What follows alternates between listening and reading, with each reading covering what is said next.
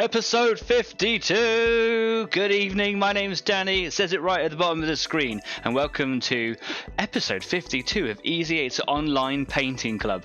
I hope you guys have been well. I've been super stoked about this week's episode, mostly just because it marks the whole year point of broadcasting or live streaming this show and bringing our loved hobby to you guys, the community out there. I can see that we've got a couple of people over there in the live chat already. We've got Leslie, we've got Chris, and we've got Jeff. Hi guys, thank you very much for coming along this evening. What a fantastic day. I would absolutely love to know what you guys are going to be up to painting this evening. Do let us know. So if you're inclined, drop a little message over there in the live chat. Tell us what it is that you're painting. Show us some pictures. Share it on over at Facebook. You can even join us over at Discord at the Easy 8 after party for a little while after the show tonight if you wanted to. So I've been well. I haven't done an awful lot this week. There's been a lot going on in the house in terms of people kind of getting on with their lives and moving out and things like that. But I have had a little bit of time to kind of just touch up the stuff that I have been doing. You'll be pleased to know that I have finished the Skitari ranges. When I say finished, they still need transfers. So they're not finished, but you know what I mean. They're all glued and they look fantastic. They're just sat right here in front of me. They look brilliant. And today I'm going to be cracking on with the 135th Panther. So yeah, so my projects this evening is just airbrush, just blocking those colors in from last week. If you're new here to Easy 8, this isn't a painting tutorial. There's so much of that out there already on YouTube and the internet at large. So no, there's nothing like that here. I'm not going to be teaching you how to suck eggs. I will be showing you how I learn stuff, which is probably rubbish, as I try to improve myself, and then I'll tell you how I'm doing it. And if that teaches you something, then cool. Hopefully you get motivated. Hopefully you become inspired. That would make my day. So yeah, if you are new here, or if you just need a reminder, pop on over to Facebook, because we're over there too. We've got an Easy 8 presence on Facebook. You can drop us a like. You can drop us a follow. That'll be fantastic. We're on Instagram.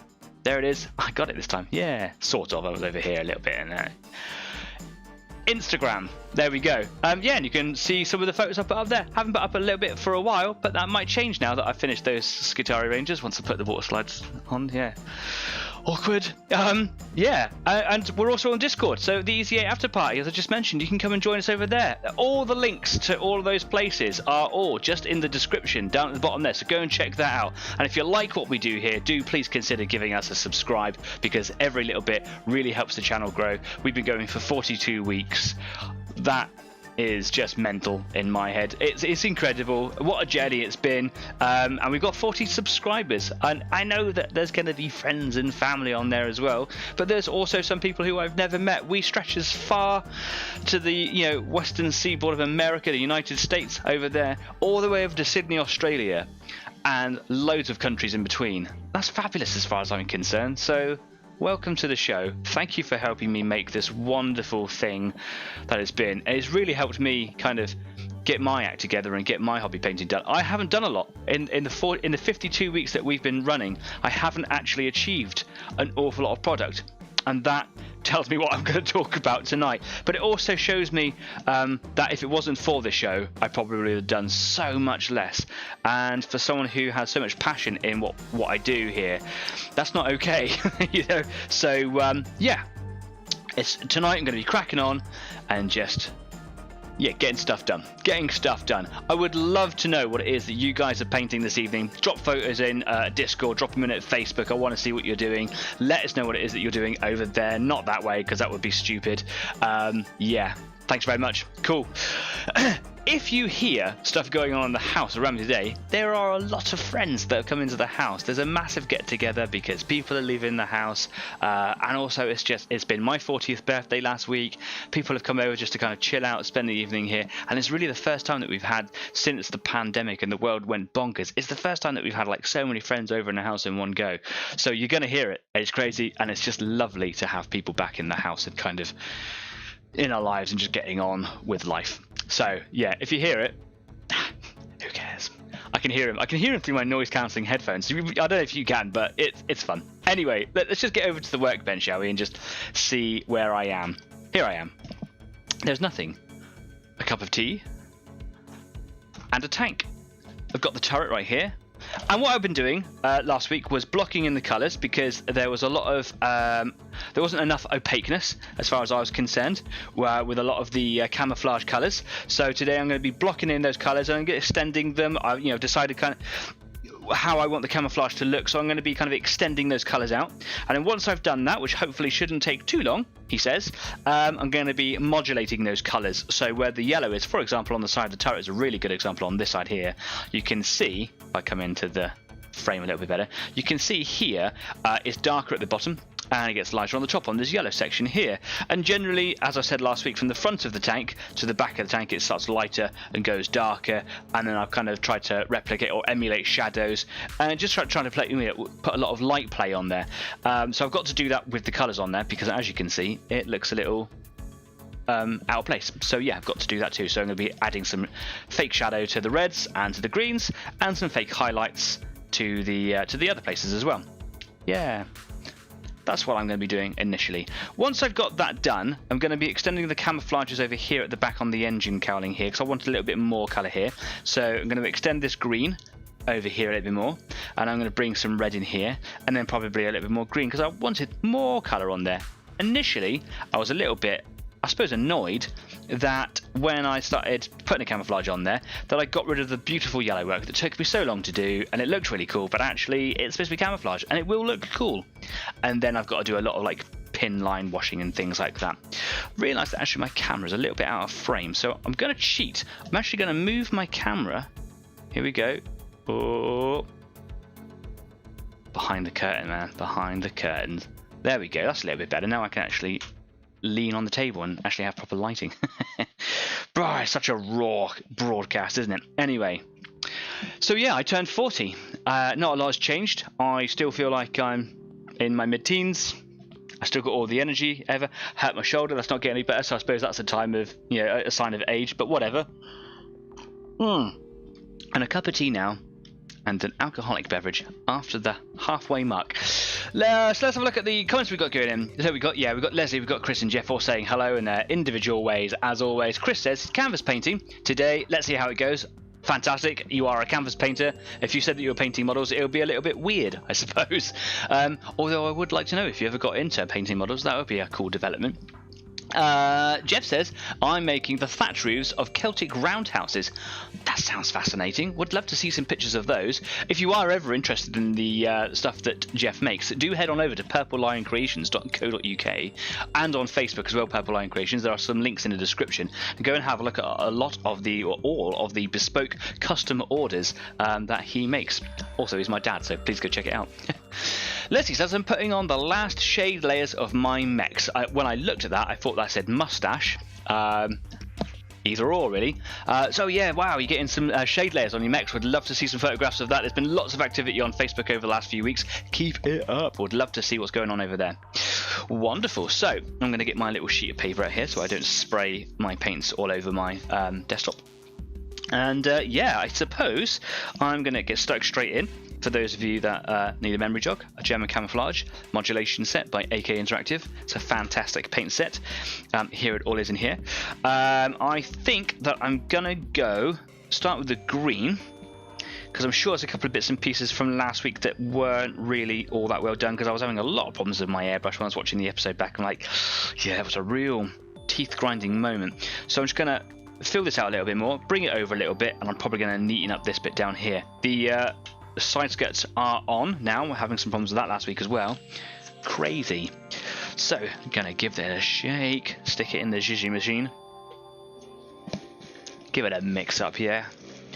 I have fastidiously, is that the correct word? Fastidiously cleaned the airbrush. I had my maths lesson on Thursday. I do it from the studio here because why not? It's a desk. I've got everything all set up ready to go. And while it's a 3-hour lesson with a little break in the middle, but while there are lots of questions going around, I'm one of those people that has to fidget, with my hands or be occupied. If I'm just kind of doing something academic, I suppose, and not writing, I have to do something with my hands. So I strip the airbrush down every time and clean it. And yeah, I think it feels a little bit smoother, which is good. But we know it doesn't take long for it to block up, so I'm going to have to make sure that I'm not putting too much in there, so that I can clean it out regularly, I think. So we've got another comment going in. Jess says, "Did you find a paint rack?" I have. What I did, what happened was, I put a question out on a couple of groups on Facebook. 40k for grown-ups, because that's a place that I frequent, and they're very helpful on there, and also on Wargamers Tips and Terrain, I believe. Talks Tips and Terrain Tips, or whatever it is. I forget now. They're also really helpful people on there as well. So I asked them, and they gave me, between them, so many suggestions, companies I didn't even know existed. I think I've kind of narrowed it down to a few things. There's a lot of play for budget, and balancing that off against the value, the quality of what you're playing. So you can pay a lot of money for some really good modular sets, or you can pay, less for some just, no frills but gets the job done, still very nice, thank you very much. So I'm unsure what I'm going to do yet. I think it's all going to be something I look into seriously when I change the studio around, more on that as that develops. But yeah, there's a lot. Not a lot to think about, there's just a lot of options, which is always good, right? So let's just get painting here. Got a little bit of dust on here.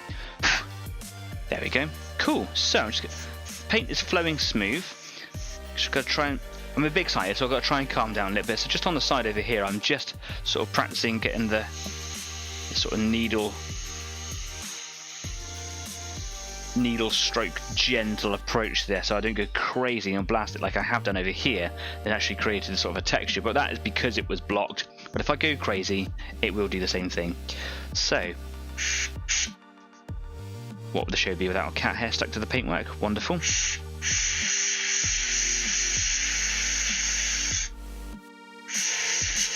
basically I'm just trying to bring this colour over a little bit.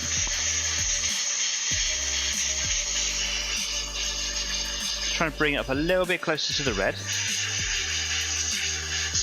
and keep it nice and opaque, but without going so fast. Just like a normal brush, if I put it on too thick, it will look awful.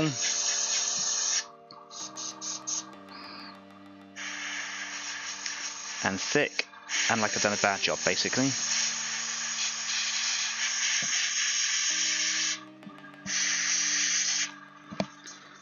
Try to make sure they're getting on every angle.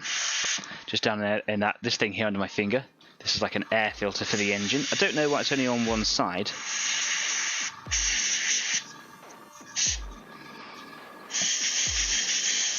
I'm not really going to go inside. I don't think that really would have been painted. It might have had been, don't it? It might have had some overspray on it as well. But I'm not going to go crazy down there. I don't think there's any need. I'm going to try and probably weather it all up in there anyway. Actually inside that area, soot it all up and really grimy perhaps.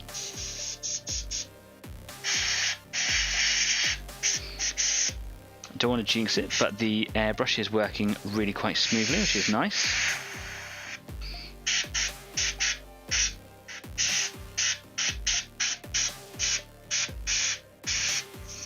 Lovely. And then maybe a little bit down the back here, to follow down the back of this bit of camouflage here, perhaps. Try and fit it into the frame so you can see as well. It's very difficult.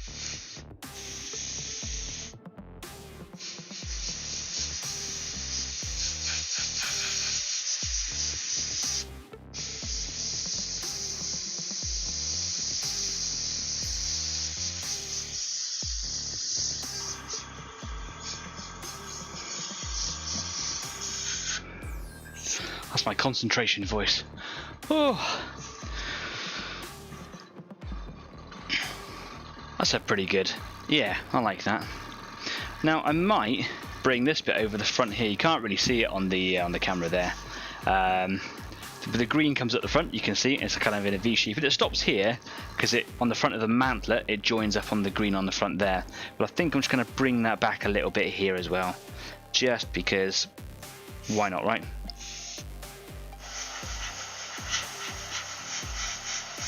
When the airbrush is behaving, get as much out of it as you possibly can. I've been looking at some replacement gaskets and things for it as well, because on the inside, just in here, there's like just in there, there's a little O-ring, and I think that that might be a cause of some of the problems I get with the airbrush, where I've just not really looked after it all that well, over tightening and things. And I've noticed that when I clean it out, there's a lot of clog that goes in there. So I've been looking at replacements. They're not cheap, but they're not overly expensive either. So yeah, an investment for later, for sure.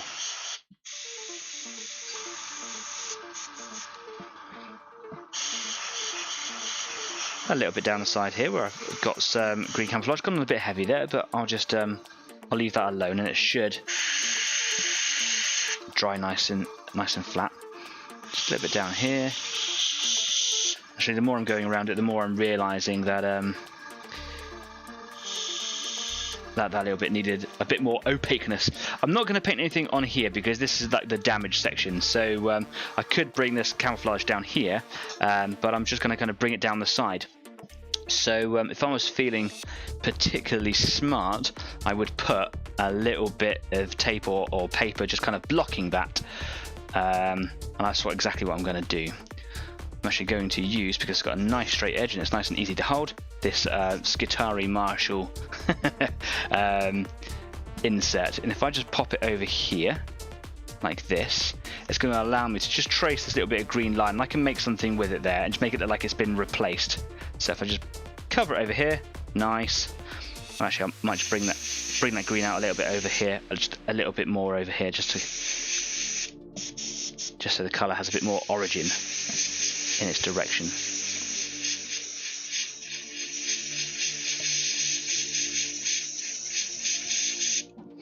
And then if I just go here like that.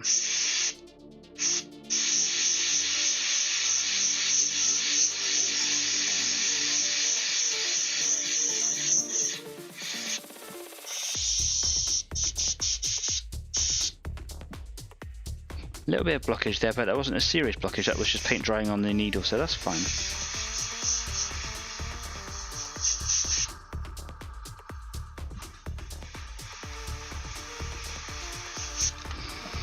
Lovely. And then if I just come over here like this, I'm just going to do the same on the top and just kind of get it on this top area there. I know I'm slightly out of frame, but it's just a bit easier with the weird hand position I've got to take here.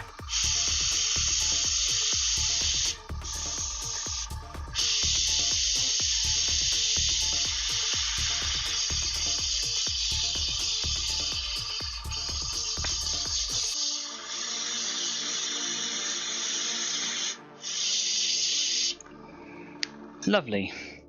And I'll obviously hit that with some modulation effects later on to kind of make it darker and lighter where it needs to be. And now you can see it just kind of comes down the side a little bit.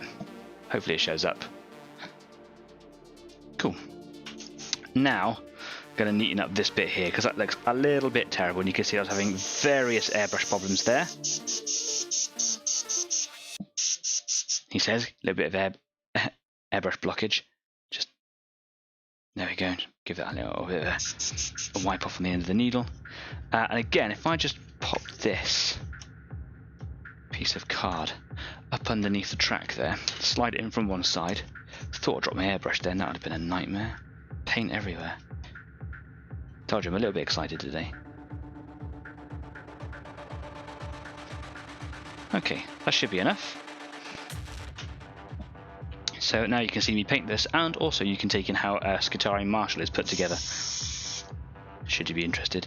So, just a little bit of thickening up the colour if you like.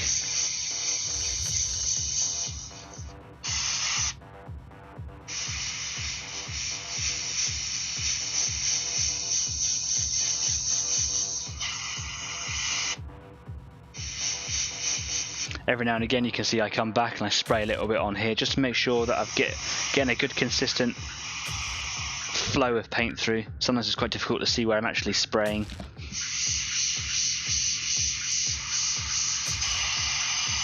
Am I pulling the trigger back far enough?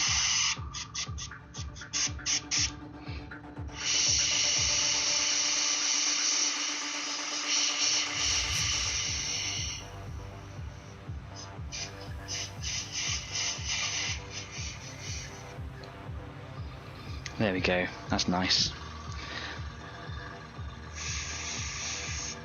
Lovely. Pull that out, pop that over there. Now I'm just going to go on the top up here. Just neaten up this little bit here.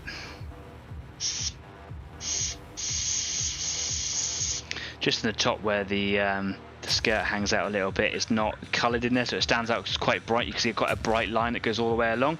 So I will weather that later on. But right now I just need to match the colour on over the top here.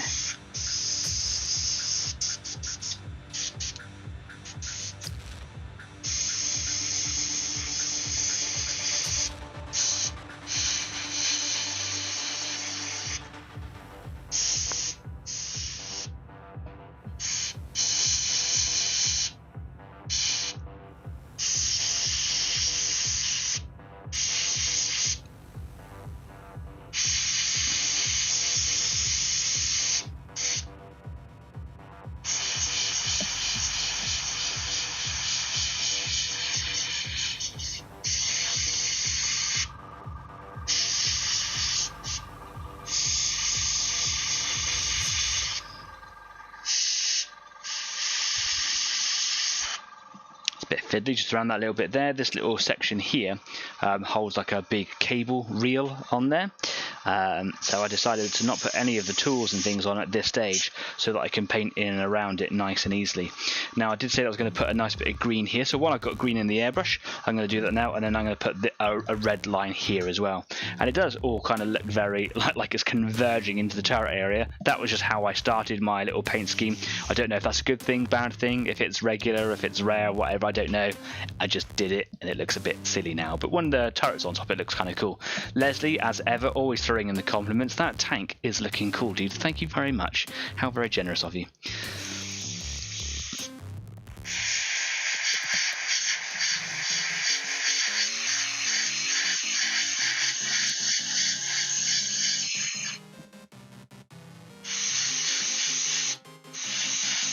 So this little rack down here, these little spikes, are clamps that hold extra track pieces in.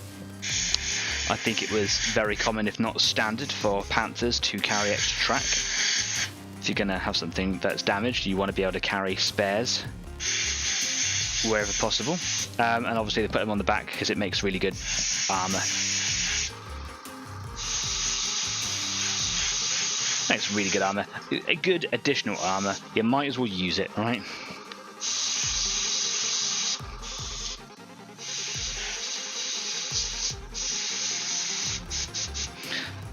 As always, I'm freestyling the line of this green camouflage line.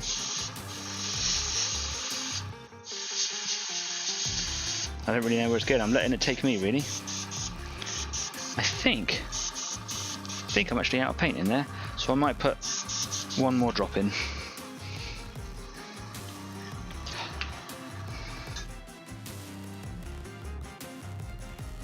Go on. In you go. There it is.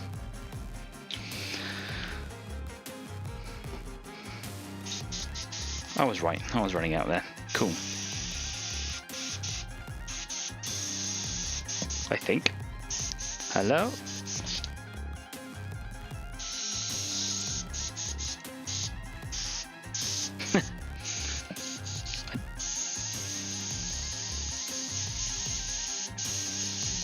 There it is. It took a minute for the drop of paint to get to the bottom. I was wondering where it had gone.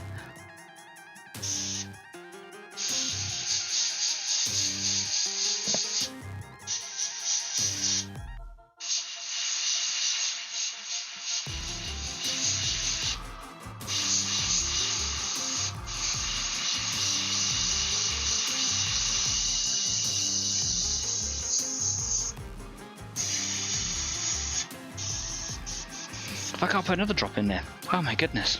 It's probably drying up inside, so once I've done this, it's probably going to be very important that I get in there quickly and give it a really good clean.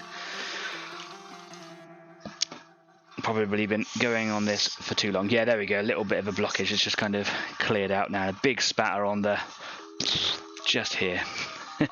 So gentle, gentle.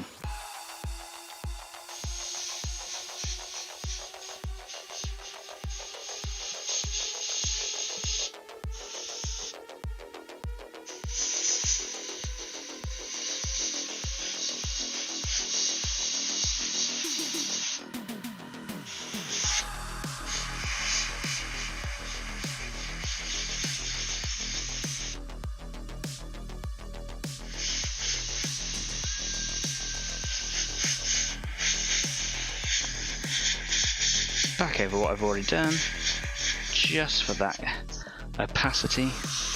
Just want that colour to really stand out now.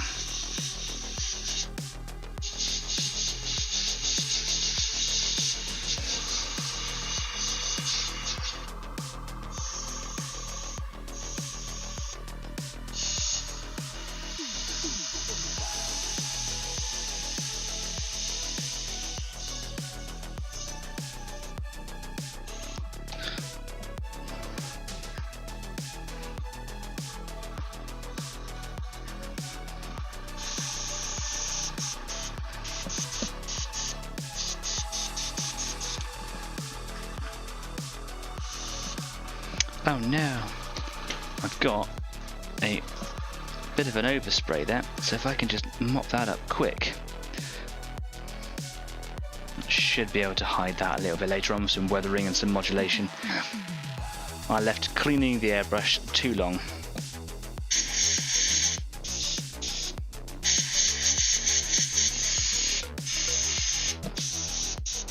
Okay, let's not waste any more time. Let's clean this airbrush out before it becomes a real problem. Where's my little needle protector? There it is.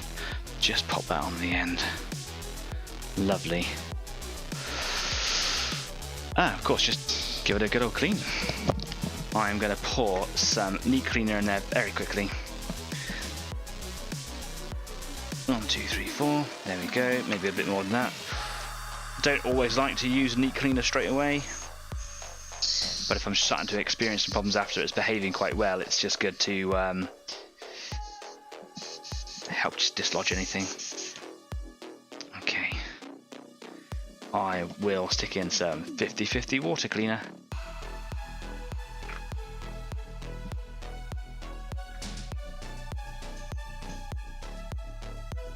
And the speed at which it pours out of the hopper here, as I'm kind of blasting away, tells me the sort of, gives me an idea of the sort of blockage it might be inside, and it's moving away pretty quickly, so that's a good sign. Okay, let's pop that over there. Let's get some water back in, and now I'll just flush it through a couple of times with a little bit of water. Slightly off the shot there, so sorry about that. It's actually very hard to get the airbrush in shot while I'm cleaning it.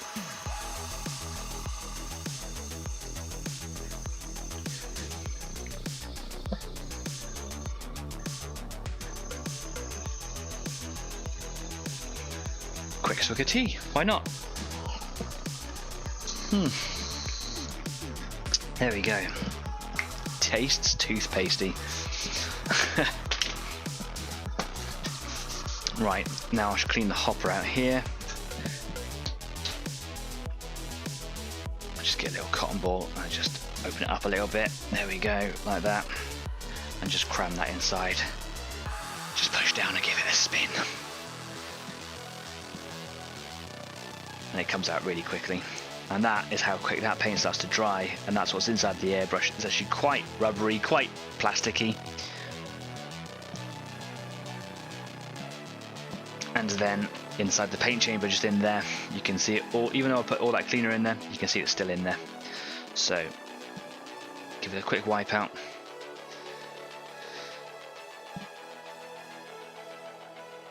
Beautiful. And now what I could do if I wanted to, so I can get a brush with some water on the end and just kind of give it a little bit of a mix around the side, which I will probably do. I've had a hell of a clean up in here because it's been really messy. Hell of a clean up. And I can't find anything. Where is my cleaning brush? Here it is. I got it. Cleaning brush. Just a little bit of water in there, and I can just give it a bit of a play around the side here. Jeff says, have you made your 15mm tanks yet? No. I really want to, just not had time this week. I'm going to put them together very soon. I've been playing with my Lego, so because it was my birthday the other week, my partner took me, my dad Jeff, my stepmom, my sister's partner, and their children, and we all went out bowling together. I haven't been bowling for ages. It was a really good laugh. It was the first time that we as a family had all been out together, I think, just doing something fun together, and it was a cracking evening. We had such a good time. And there was cake, and there were presents, and my nieces and my nephew gave me some Lego, because you gotta have Lego. You can't have a good time without it, man, I'm telling you. And my dad and my stepmom bought me some more 15mm tanks. I got a whole squadron of Shermans, British Shermans. So there's a Firefly. Actually, there are 5 Shermans in there, and they each have the ability to be turned into Fireflies. But Fireflies weren't that prolific, so I'm going to make one Firefly. I've already got one, and then I'm going to make the rest into Shermans. And then I've got 2 Honeys, or M5 Stuarts, M3 Stuarts. I think they're M5s, and I haven't painted those up yet, so I could do them all in British colours and actually have 2 squadrons of 4 tanks, 2 standard Shermans at 75mm cannons, 1 Firefly and 1 Honey for each one. Brilliant, cool. Or I could just do them up whatever I want as and when I feel it, but I haven't even put them together yet. I was going to do it as part of the show, but it's a painting club, right? And Chris the Wolf would just tell me off for making on a painting club. Can't risk the wrath. Can't risk it. So, can I move over quickly to the Rot Brawn,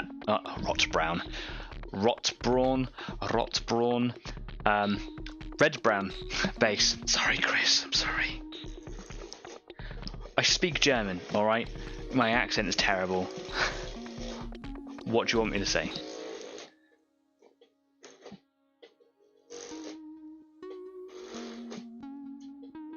My accent used to be really good. It's just been a long time since I've really practiced it, so I just don't know what I'm doing anymore. So maybe I'm not that good at German. Just giving that a good old shake and a good old zhizh. Zhizh in the zhizhy machine. Look at that. Thick paint drying up on the end there. Let me just move you away.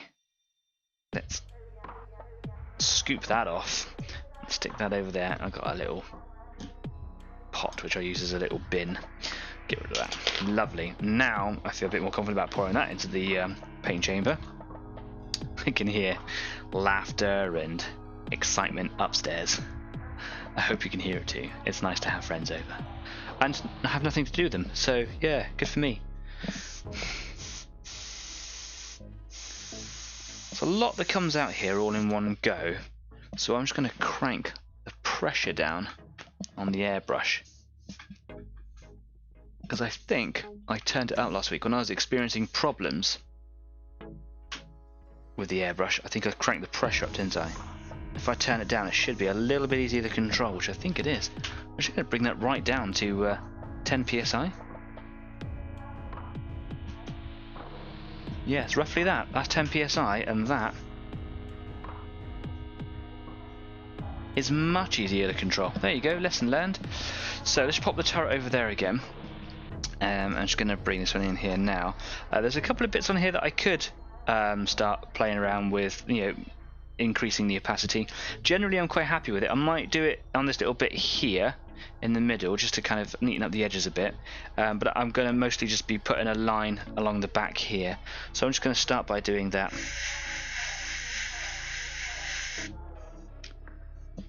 Nice and gentle. I'm actually going to take the needle protector off again because it's easier to clean it on the go. There we go.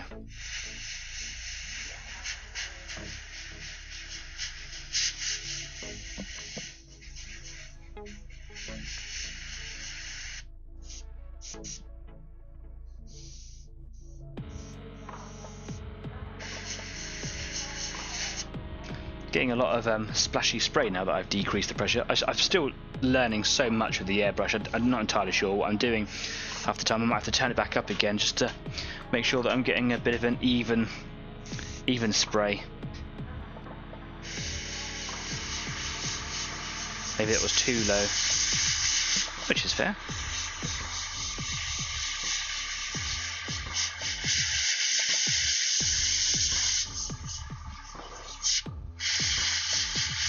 So one of my friends who plays 15mm tank games with me is actually here in the house tonight.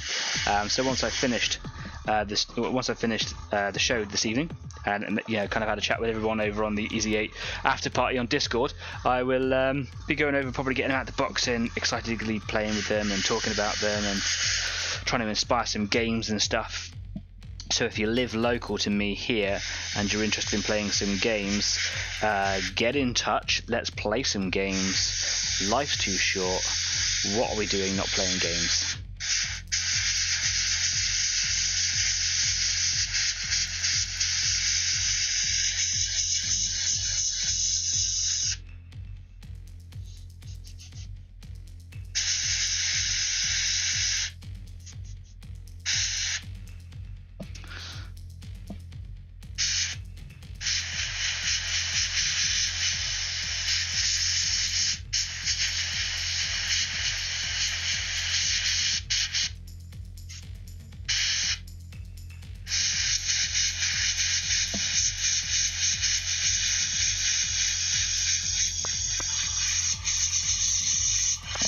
So just like the green bit I was doing earlier on, again, I'm not really going in with much of an idea on what I'm doing. I'm just sort of letting it take me naturally. I can't plan camouflage. I'm not that good at it. And I'm sure there's quite a skill to planning and painting it. What I'm trying to do now is just take this one line into two, sort of snake tongue it really, and split it off and just keep it sort of contacting the green bit over here. Don't really know why I want to do that. It just felt like a good idea.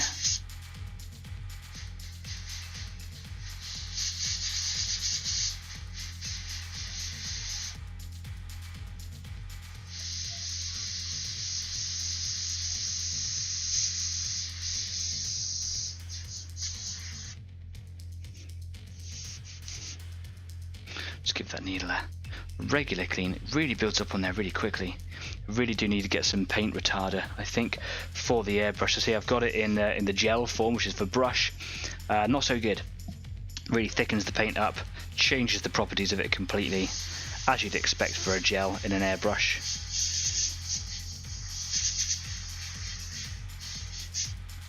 But I really need to reduce the drying speeds of some of these paints that I use, because damn, they dry fast.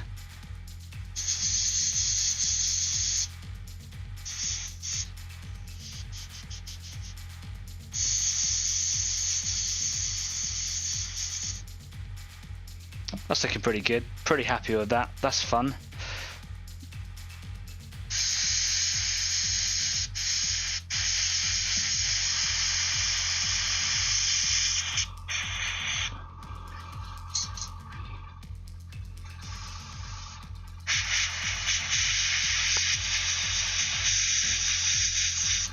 Again, just bringing this colour down the side of the green here. Am I out of paint? I think I'm out of paint. Went through that fast, didn't we? Okay. Just because I think it's a good idea, I'm just going to pop a bit of water in here. I'm just going to flush it through. Just going to get it going. If I hold it up, you can actually see the airbrush in the shot. I don't know why that's a good thing. And it's just nice to be able to see things happening on the screen. Some comments going in. Chris says, "Hey, you are doing better with it. Better with the airbrushing." Oh, you mean the accent? Of course. Thank you. Danke. Maybe there's a dialect in there as well, from depending where you're coming from. Danke schön. I feel like if I try to put on too much of an accent, I almost come across as comical or insulting, pretentious maybe. So I try to be careful with it. I don't want to do the stereotypical English person taking the mickey out of Germans. I'm not that kind of a person.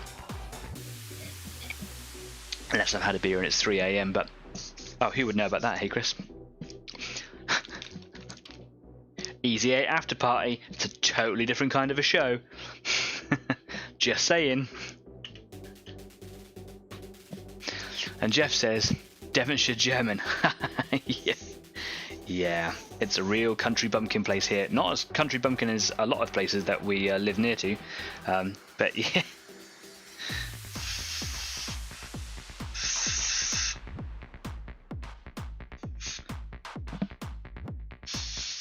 Trying to think about what a German Devonshire person would sound like. Probably like me trying to do German. Oh, guten Tag, me handsome.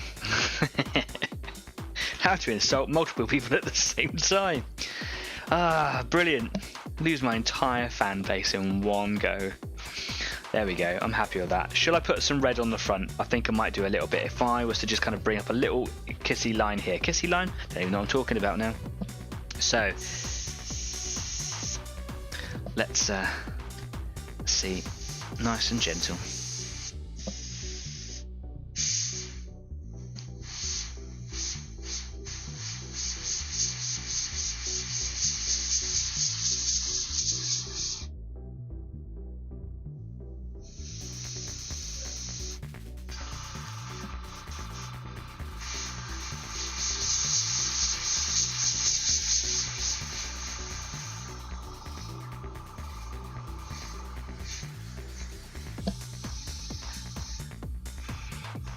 Little bit of overspray, just a little bit. Again, I think that might just be low pressure. And it might be that I've got quite a large needle and now I've got the airbrush working and it's really quite clean. It might be that the needle is quite wide. It's a 0.2 millimeter, and you can go down even smaller than that. I think right down to 0.05, but like sort of 0.15 is the common alternative choice to 0.2. Obviously, the wider, the larger that number, the larger the spray area. So probably better airbrush needles for different jobs, like covering large surface areas. And then if you wanted to do more detail work, obviously you would go smaller, just like using a normal brush.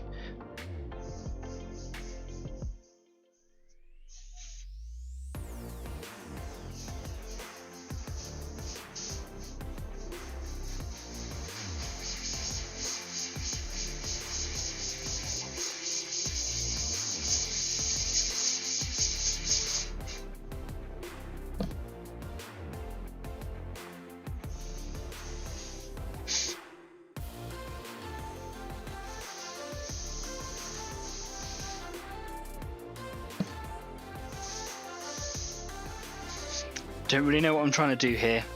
Just playing around. I'm quite happy with that, but on that last little bit it went on that and there's like a little bit of a circle there. So now I'm going to try and just fade that out just by gently blowing it in and around.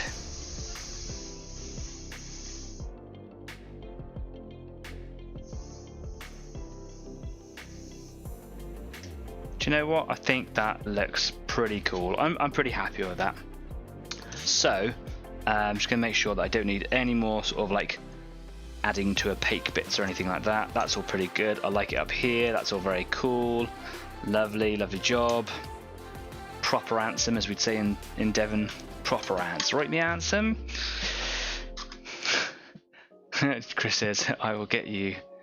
I will yell at you when you say something wrong. Don't worry. You can't yell at me. It's my show.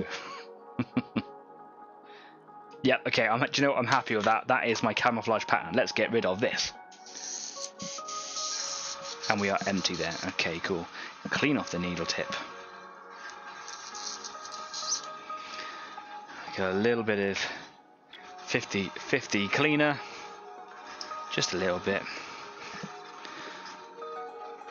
I'm just going to, if I put this cotton ball just on the end here, and then push the airflow, you can see it all bubbling up inside. That's just called backflow. That's the air just kind of recirculating. It can't come out the nozzle, so it just comes back up, and that just kind of agitates anything that's sitting inside. Generally, it's a good thing to do.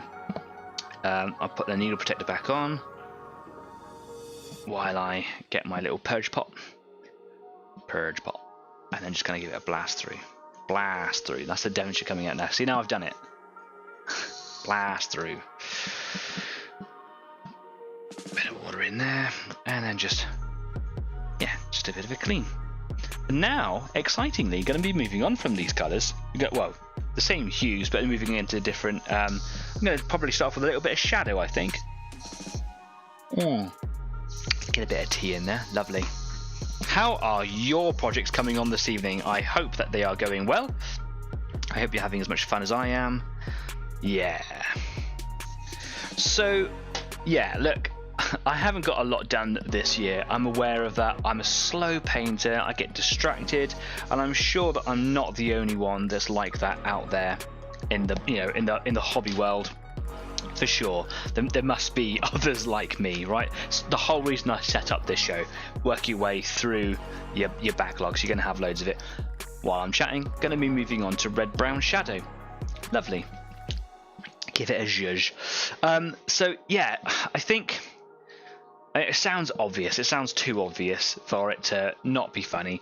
But I think the easiest thing to do is set a goal. And if you're one of those sorts of people who really gets a lot out of writing it down, write down like an action plan of what you're going to do.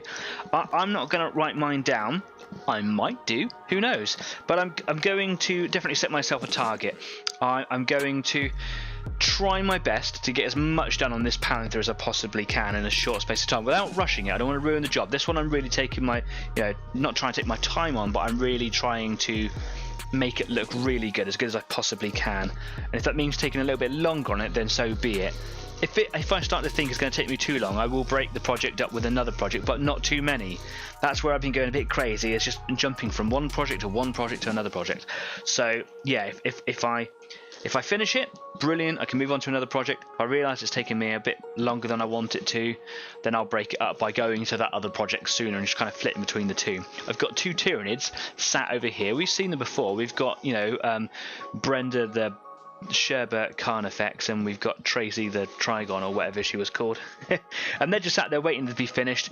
I've got my Skitari just over there. They are literally just waiting to be finished with a few bits and pieces left to do on them.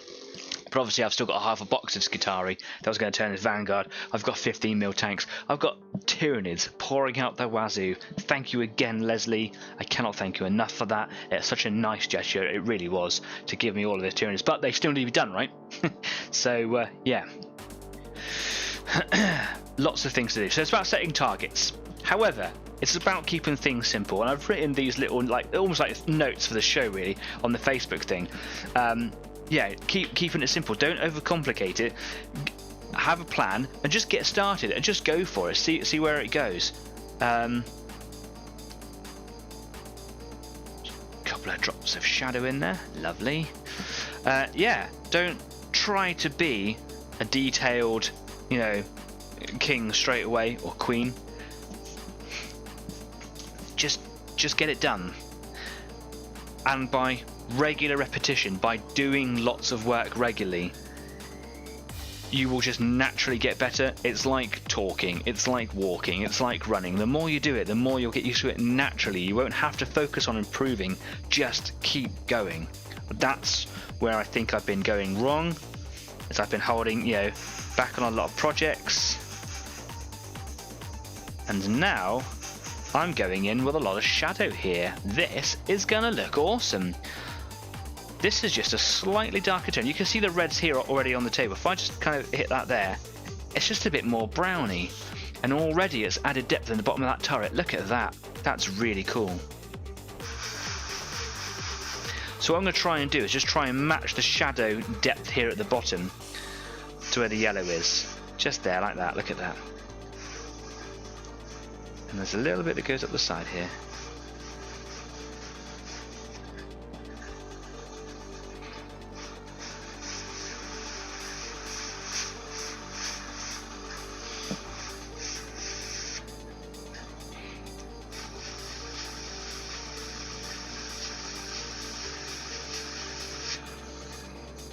I'm not trying to go too heavy, just trying to keep it nice and simple. And I might even start boxing the colour in and rendering around the colour. Just see what happens, right?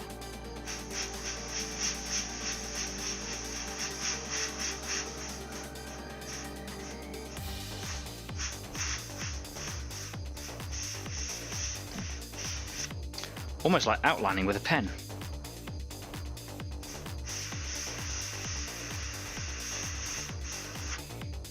That's kind of cool. I like that.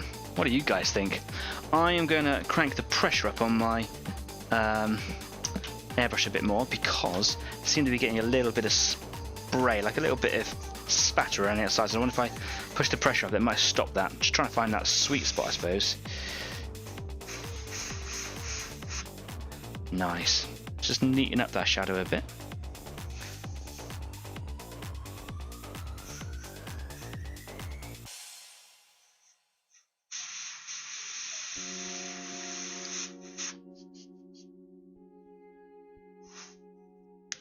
Lovely. That's cool. Okay, now I've got to try and find other areas where it's a little bit darker. So I think it goes a little bit darker around the side of the turret here. So I'm going to just come in.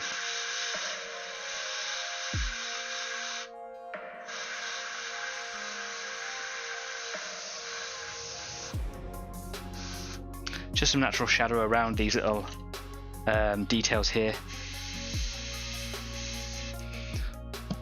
And it's this part of the project that I really enjoy. This kind of like artificial rendering. I absolutely love it.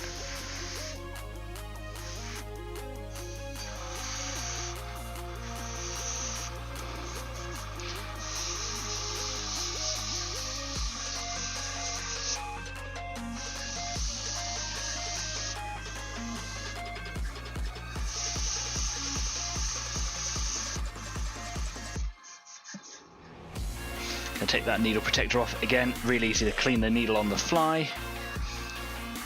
The smaller needle set actually has a better protector, so it's just like two prongs, and you can just kind of get your finger on the needle and just kind of pinch it and then pull it. As with this one, you've actually got to take the needle guard off, which is rubbish. It's great if you're a beginner, and I suppose if you're using a larger needle, perhaps you are more of a beginner. But perhaps.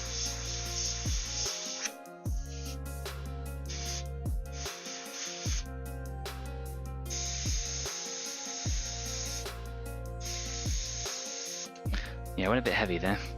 I have this little issue where sometimes I'm spraying, accidentally pull the needle back too far, and you just kind of get this little circle that comes out, and my aim isn't that good either, so that looks a bit rubbish.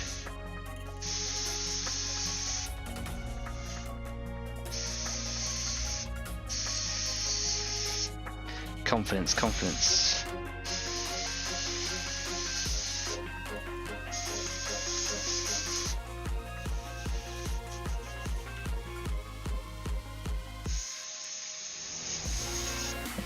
There we go, that's a bit better.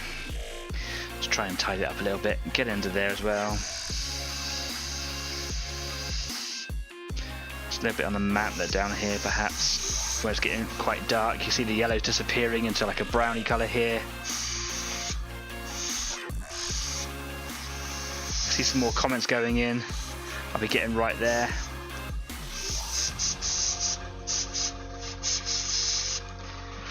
So we got loads of comments going in. Where are we? Chris says, yeah, you'll shout at me. Leslie says 5 models left. Then it's time to start thinking about what to do next. Chris goes on to say, struggling with the face a little. I hope I can fix some stuff here. Yeah, man, you're like a brilliant artist. I'm sure there'll be no effort at all for you to correct any mistakes. Jeff says, Leslie, I'll try to pop your tree up tomorrow. We'll give you a shout first. Ah, yes, Leslie ordered a tree. That'd be fantastic to get some photos of that up on the Facebook page. Leslie says, you're most welcome, dude. I'm glad the Tyranids went to a good home, and when they're painted, they'll be awesome. Yeah, I hope they will be. Thank you ever so much. Just blown away by the generosity, really.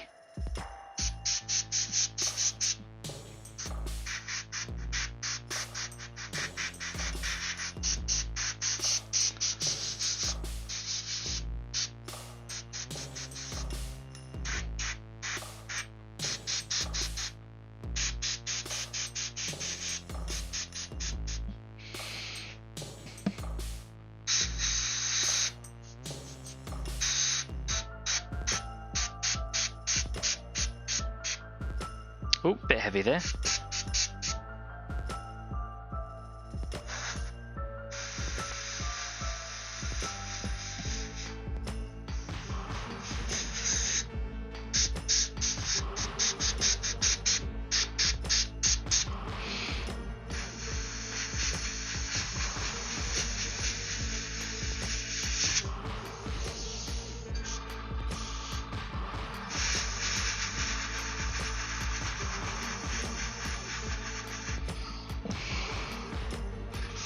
Now the green looks really out of place because they're starting to get some shadow on the reds now, and the green just looks a little bit like a child's done it, which I suppose if it's me it probably is.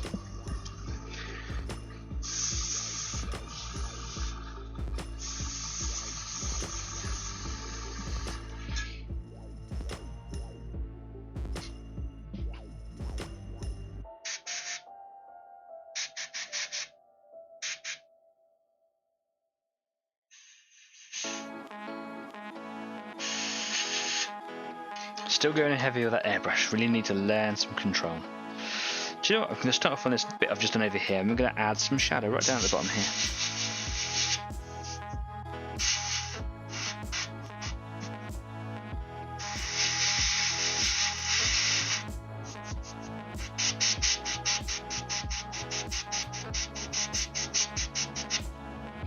Yep, still wetting quite heavy. Need to stop it, man. Need to stop it.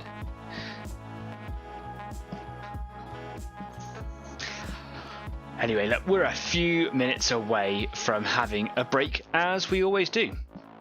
So, yeah, I'm just going to carry on here. I might go and grab myself a beer, celebrate my 40th birthday. Crazy. What is going on? Hey, Dad, I'm 40. Yeah, it doesn't feel like it's a thing. It's a number. People keep trying to take the mick out of me, like, you know, you always do. Oh, you're 40. I'm like, whatever, man. Life's supposed to start now, right? Let's start getting some models done. Crikey. So, typically what I've done on these side panels is I've done, where all the side skirts, all the different panels are all kind of matched together, is I've done like a line of shadow down them and then at the bottom. So I'm just going to try and replicate that with the shadows of the camouflage colours. So a little bit of shadow at the bottom, hopefully.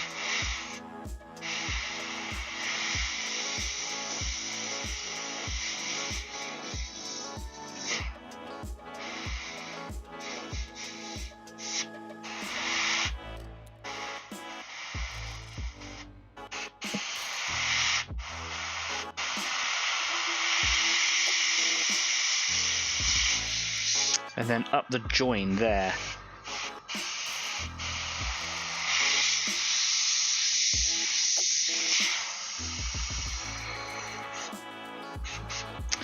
Paint really wants to, like, either not come out at all or come out on force.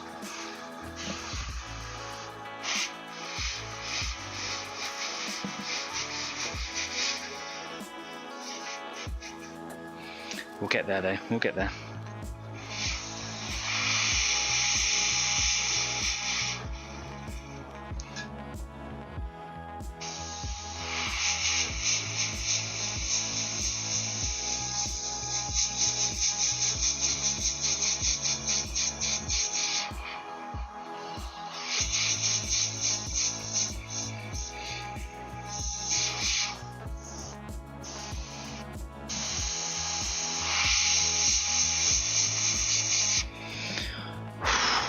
One more little bit for this piece here, and then I might go and grab myself a beer, because this is hard. It's taking a lot of focus. I'm loving it though. It's brilliant, because these shadows really start to add a sort of character, that personality.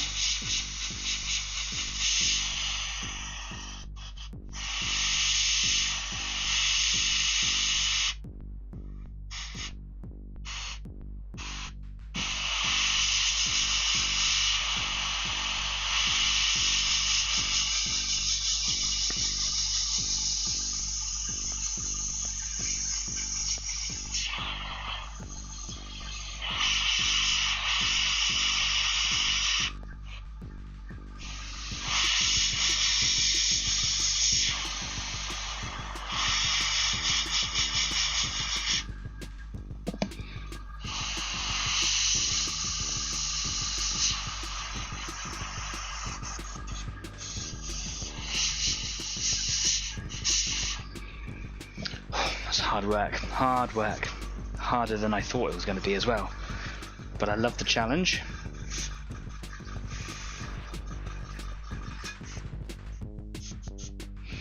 Just clean the needle tip off there, and I'm just doing a little bit underneath the big tube on the side, which is where they would have kept all the cleaning gear for the cannon itself. Big cleaning rod, or a big ramrod thing on the side of it. Is ramrod the right word? I'm sure it is.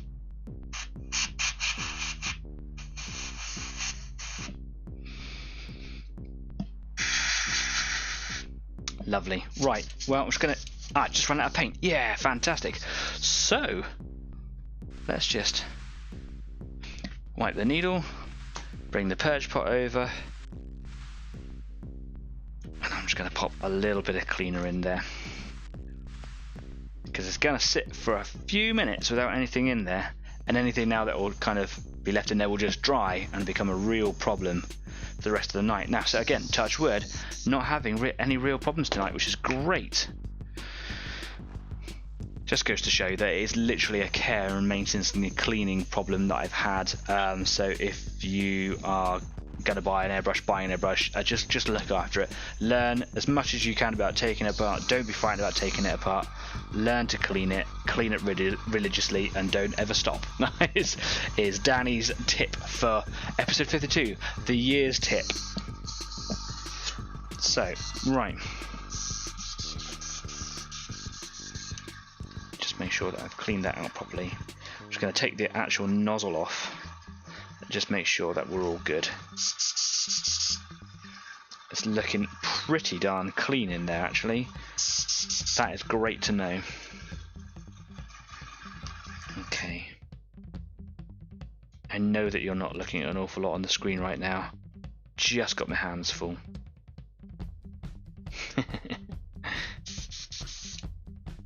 And put the protector back on, and I'm good to rock and roll. Sausage roll.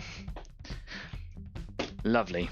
Anyway, I'm going to have a quick break, just for a few minutes. 10 of them, actually.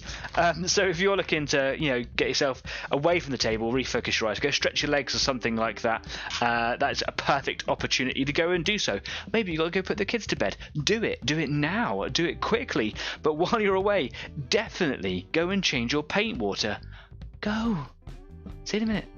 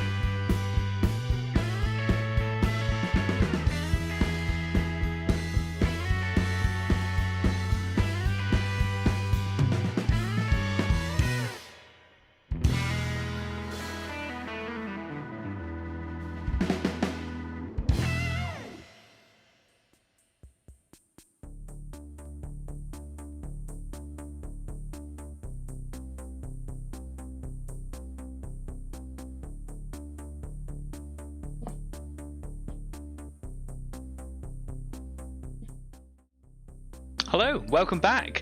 I popped upstairs, grabbed myself a beer. This is a birthday beer. Cheers.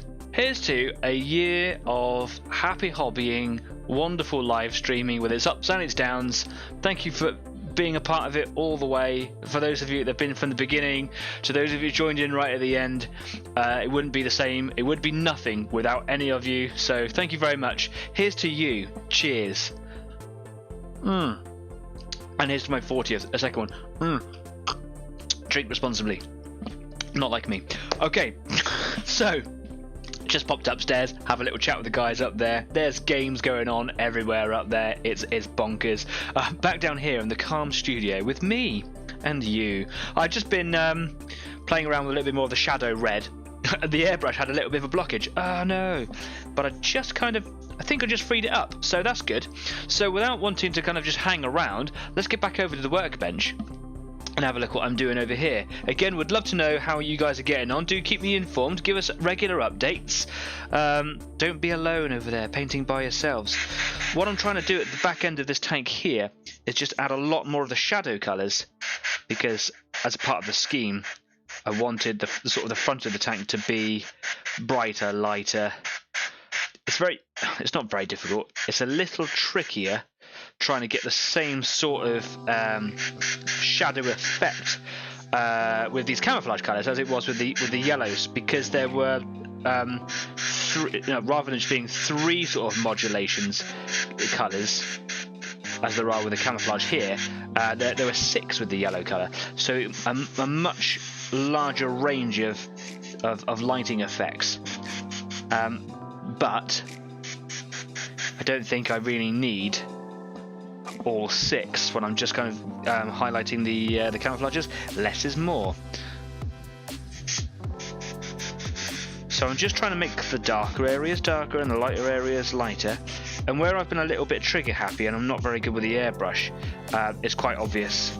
So I'm hoping that later on, just like I did with the yellow colours, is I'll come in with a little bit of transpirator, which kind of just turns into a glaze, and then I can just go for that mid colour again and just add sort of not a lacking of opaque. What's the word? Transparent. That's the name of the actual product. A transparent layer of the colour over the top, which should hide some of those hard transitions and soften them right out. Oh my goodness. Lucky Luke's not watching. That'd be straight on the Discord.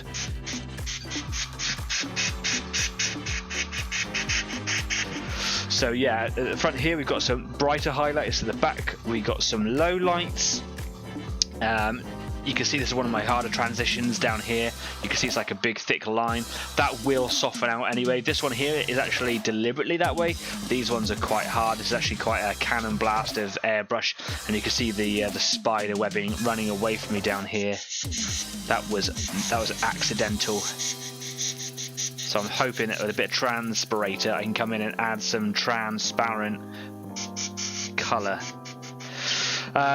Yeah, and you can see like on the top of the tank where the like areas of dark yellow, like around here in this hatch here, like I can add a little bit of shadow here, just making sure that I'm getting a nice bit of airflow. It's quite hard to see under the studio lights sometimes where the softer applications of the colour goes.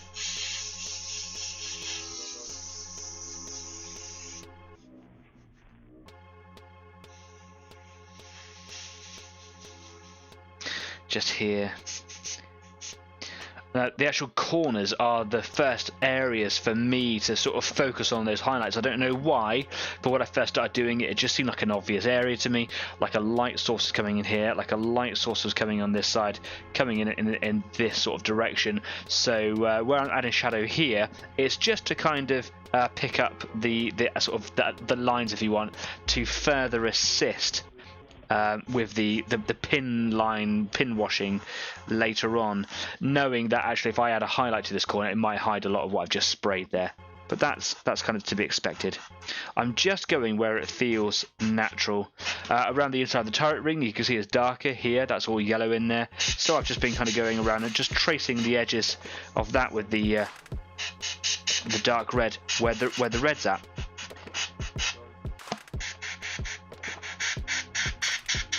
and just going heavier at the back where the red is, back of the tank that is.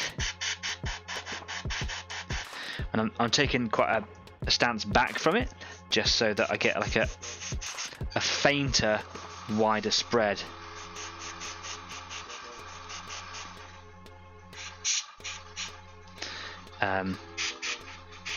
Yeah, just because it feels like the natural thing to do. Like I say, I don't really know what I'm doing. I'm just having fun doing it.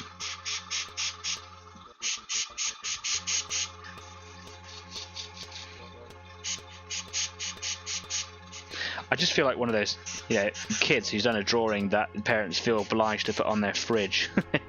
Isn't that lovely? And the kid thinks it's the best thing they've ever done. But we all know it's rubbish. I don't have kids, so I can say all this sort of stuff.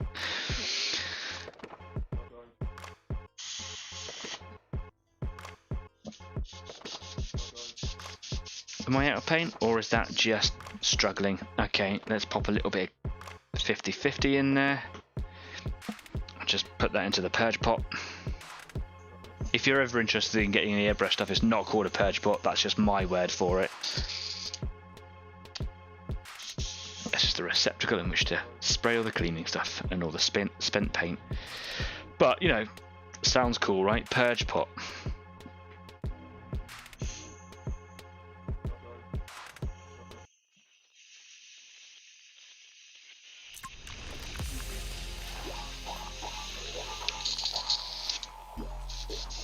Incidentally, it isn't flowing as smoothly as I would wish at this point. So when I change over to the dark green, because I'm going to do all dark colours then all highlight colours, I will give it a quick clean through. I'll strip it down ever so briefly, just to make sure that it is as clean as it can be. Especially as it seems that I've had a lot of troubles actually with the green colours over the reds.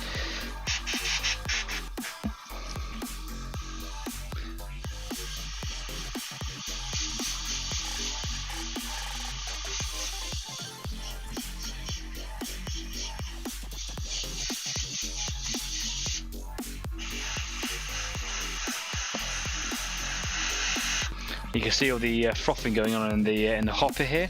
That's because there's a blowback from inside, that the air isn't being able to escape from the needle well enough. That is a sign that there is a mild blockage in there. So every now and again I just give it a bit of a high pressure squeeze, clean that nozzle off, and sometimes it does dislodge it, and that is the early days. Yeah, now we go. As I'm spraying, it's starting to sink away. That means I've just kind of blocked. It's probably there's a little bit of a blockage on the needle itself. Yeah, it's just important to just keep through your paint session, just to maintain cleanliness of the air gun. It's tricky. It's really tricky. I think it is anyway.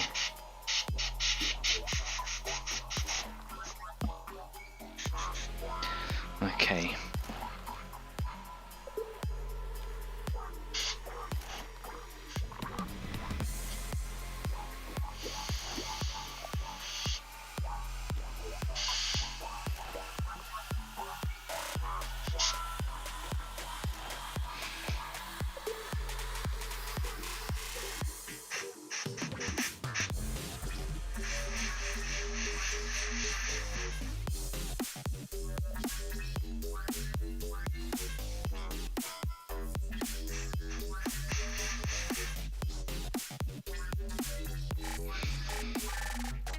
I think that's maybe everything I can do with the shadow colours for now.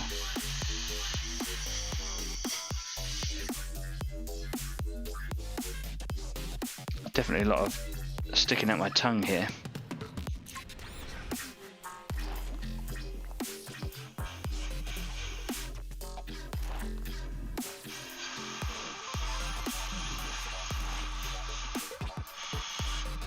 Trying to soften out those harder transitions I made earlier on,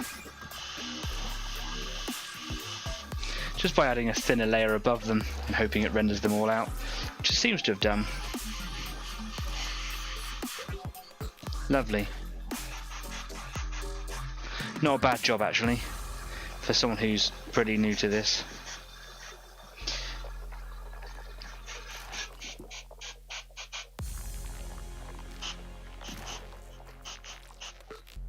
Okay, right, let's clean that out.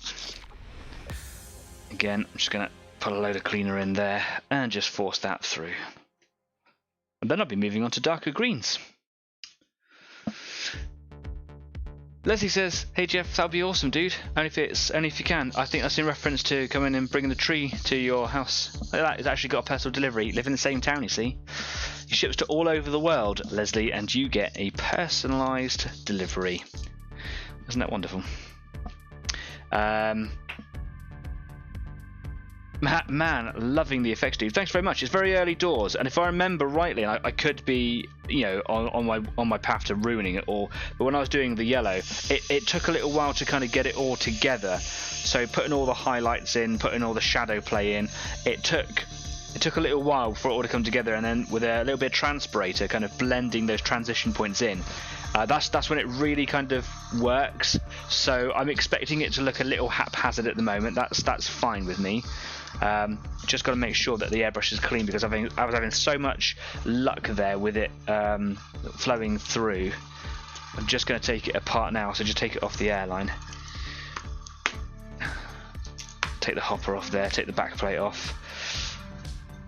Let's take the nozzle off. And they've got the actual, that's the nozzle, that's like a protector for it over the top. Unscrew this bit, and then the needle pushes through, and you might see a big clump of paint on here now. Not so much, a little bit, just a little bit where it's just kind of gathered up, but it's not actually dried in there, which is a good sign. Probably means that the nozzle needs a bit of a clean through.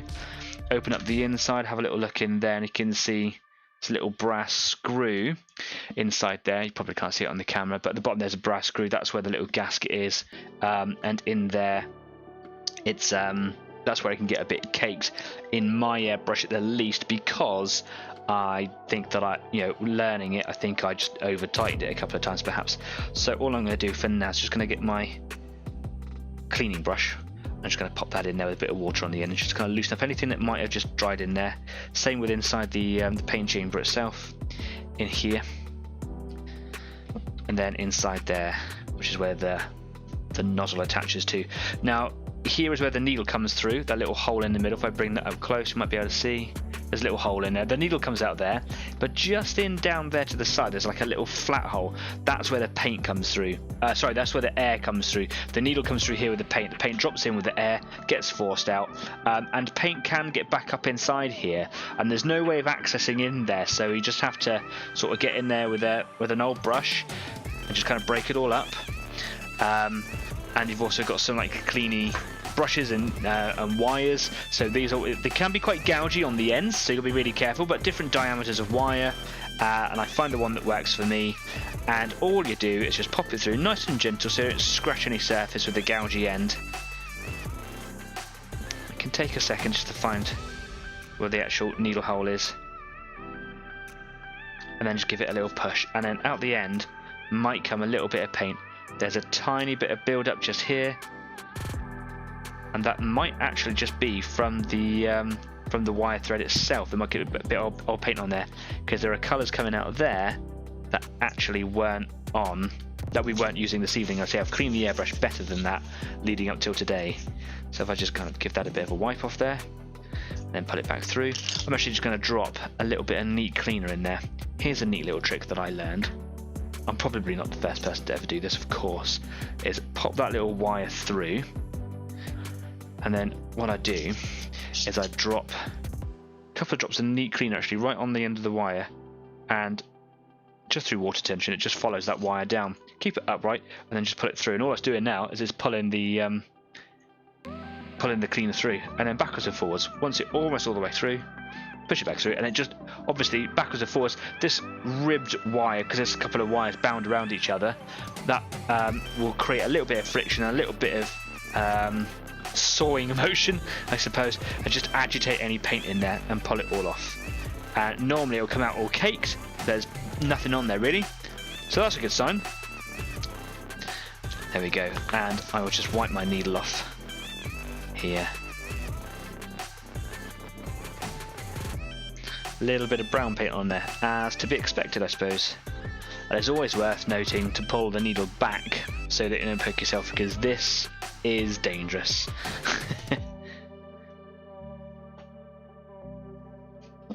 Right, pop that over there. So, how do we get it all back into place? Well, the needle needs to go through the trigger, so I'm going to pop the trigger in first. That's the first thing that goes in. Make sure you got it all lined up, boop, boop, boop, like that.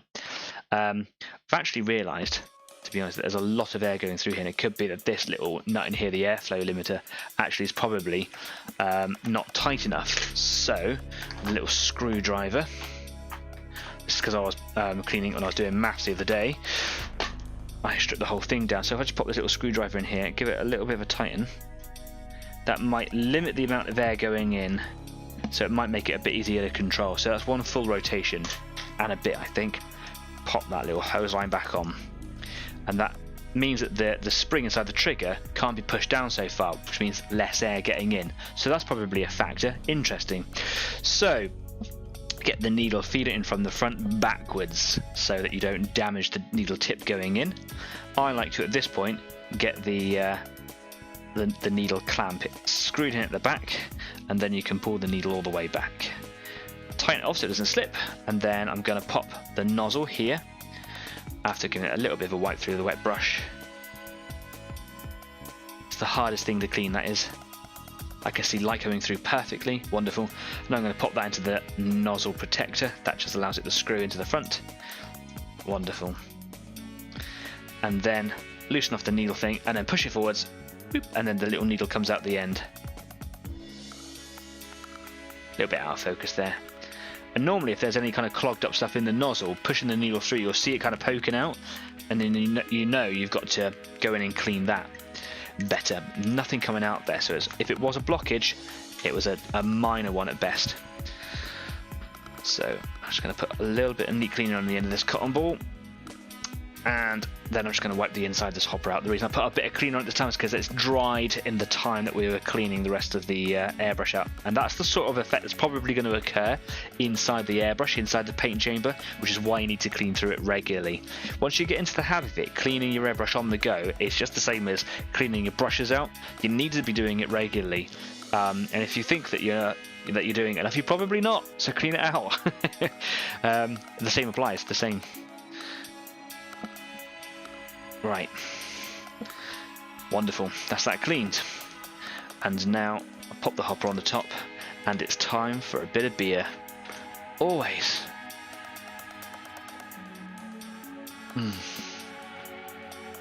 That's a good beer. Okay, more comments.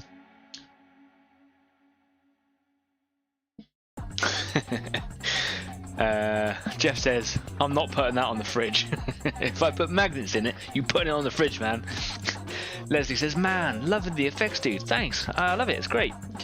And Jeff goes on to say, yeah, it's adding some depth to that colour. Are you going to do the same with the green? Yes, absolutely I am. That's exactly what I'm going to do now. So let's get rid of that tissue paper. Let's put my shadow red away, and let's go straight into the olive green shadow, or olive grün.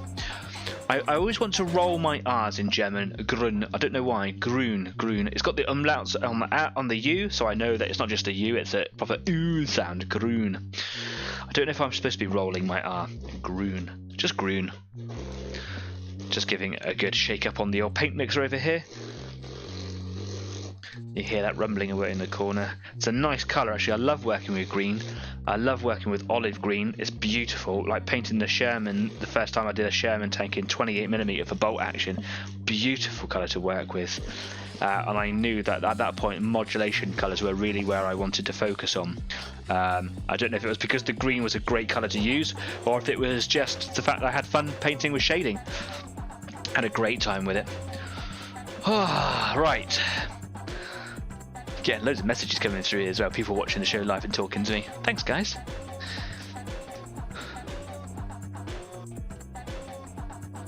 Right, giving that a good old shake up. And just a couple of drops in the hopper here. 1, 2, 3, 4, 5, and 6 for luck. There we go. Cool. That's not an extra 6 for luck. That's just 1 extra for luck. What's going on over here? Make sure that I've seen everything. Lovely! Right. Oh yes, a nice dark colour that is. And no air bubbles coming up inside the hopper. We have successfully cleaned this mother. Right, let's move back to the turret. So, done a little bit of shadow around the red over here. It looks a little shabby. I can always go back and neaten it up later on. I'm not going to do it tonight. But I'm just going to be doing some shadow. Oh, it's such a nice colour. Just trying to do some shadow work now with the green. In exactly the same way that I was hitting that red. That's lovely. You can probably see that now.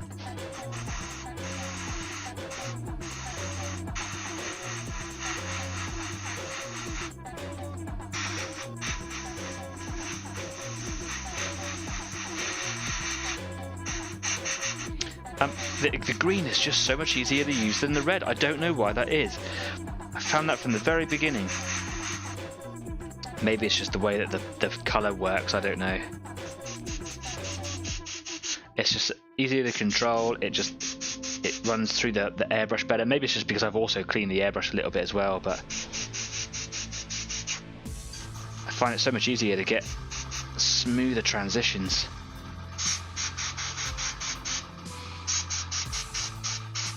Gonna go quite heavy with the shadow just in front of the mantlet here, just because there's a lot going on, so I want it to look like that there's shadow play here. Some gentle transition of shadow at the bottom there. I don't want it to the thick line like I've done with the red. Softly, softly, softly getting heavier at the bottom, just by kind of going over it a bit more. Beautiful, lovely. Okay, over here I've just done quite a heavy bit of shadow just on these creases in the mantlet here, so again I'm just going to do the same with the green. I've also screwed that screw up a little bit tighter as well, so it might be adding to the success of this effect.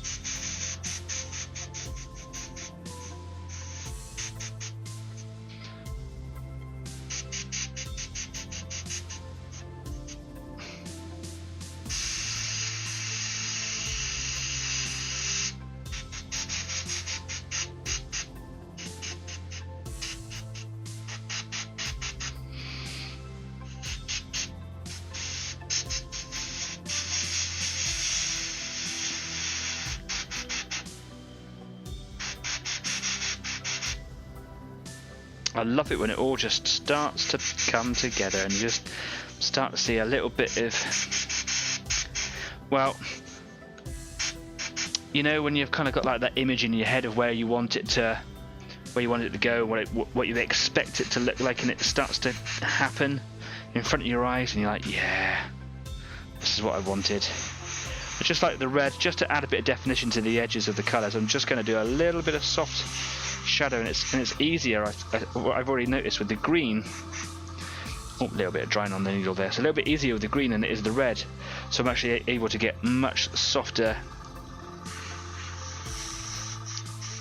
colours just in the edges there like that. Look at that, that's lovely. How could I not do that with the red? Beautiful. Right. Work my way around this side over here. Okay.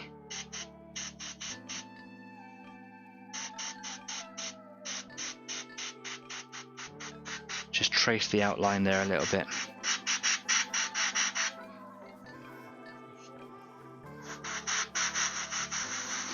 Nice heavier shadows at the bottom.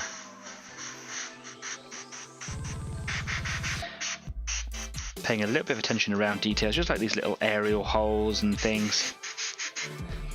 Just bring a little bit of attention to it, and around the, you know, the corners of details that meet.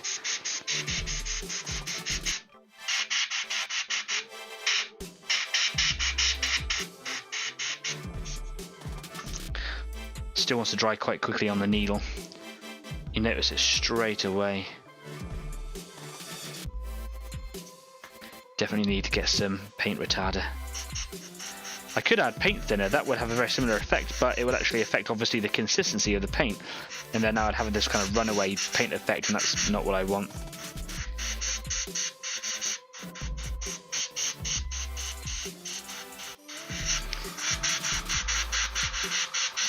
It's just nice to be back painting with the airbrush again and doing tanks. I love tanks, man.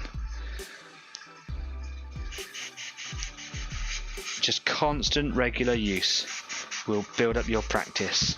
This is what I was saying just earlier on, wasn't it? Just keep on painting. Don't try to obviously focus on improving as you go, but don't make it your sole thing. Just enjoy what you're doing, get your models done, and as long as you're trying to improve a little bit, and you're keeping on working, you know, you will get better.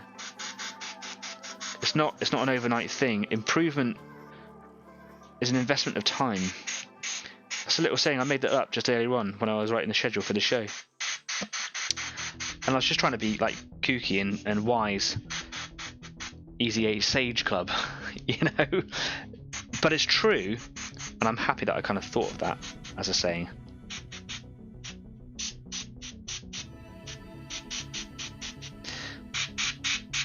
You can't just expect to be the best straight away. Now, some people are, aren't they? And they need to be taken around the back and beat up.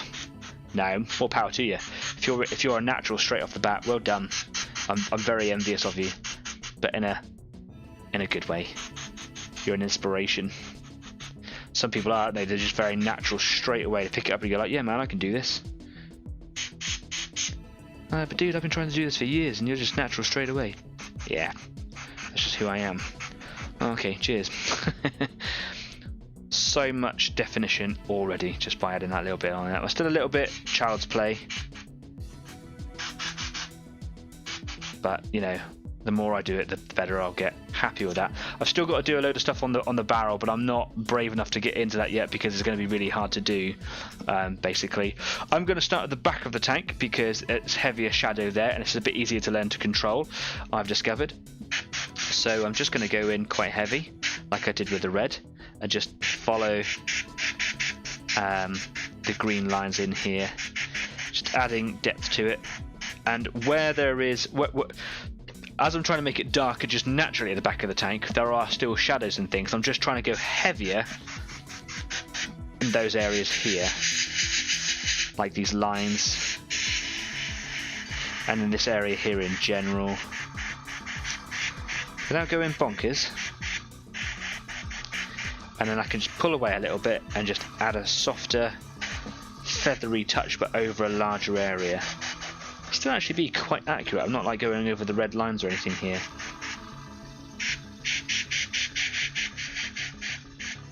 But I can still get in there and go quite heavy in and around the detail. Now these little grids here, these little, like, I don't know, yeah, I suppose they are grids, little cages or something. They are an adaptation on the Panther G.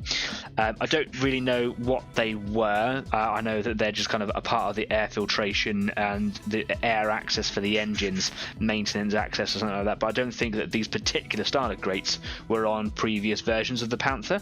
This is the latest version. And yeah, I think that they kind of get quite dirty, quite dark, quite heat tarnished. So I'm probably going to not keep them the colours that you see them there. So there'll be a lot of like heat distortions and things like that in general, especially on the actual exhaust pipes themselves.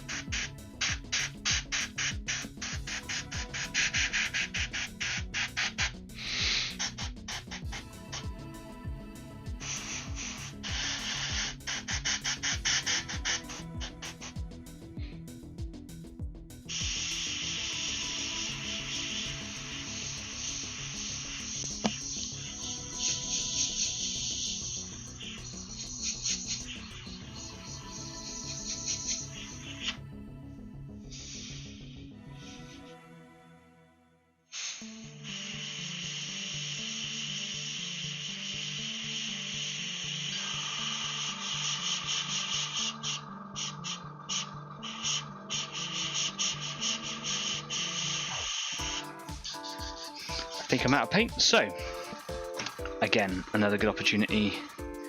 Fill that hopper up with water, bring in the purge pot,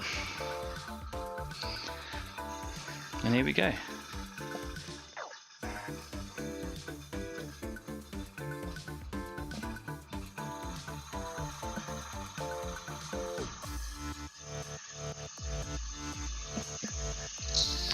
simple bit of water there should just keep that paint nice and clear. Another bit of shake up on the paint in the pot, and just a few more drips in there, something like that. About 6 or 7 drops, I think. Ah, why not? Another swig of beer. Yeah.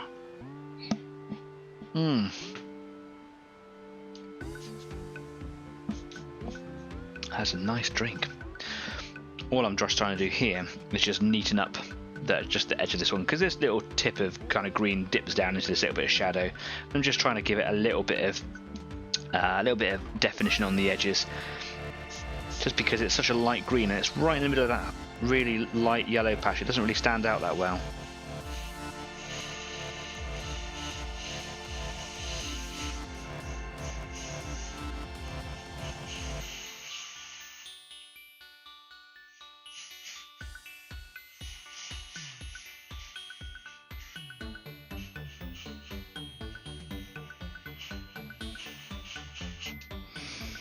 Something like that.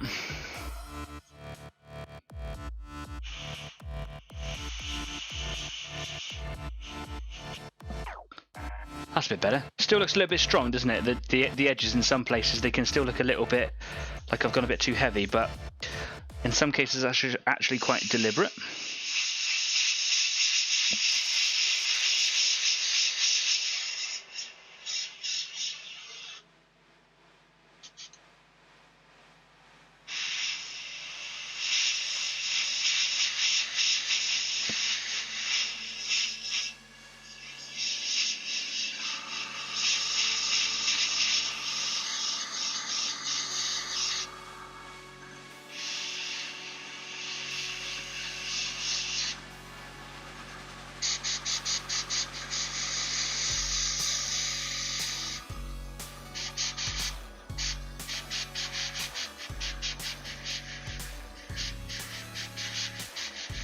Again, just underneath this container here that holds the ramrod and cleaning gear for the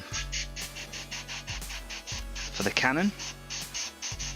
Realise I actually haven't taken the colour all the way up there. It's probably because I've missed out. It was so pale here I didn't recognise that there was actually that green colour in there. So a little bit later on I'll come back in with that colour.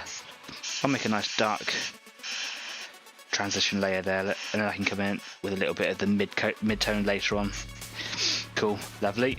So over to this end here.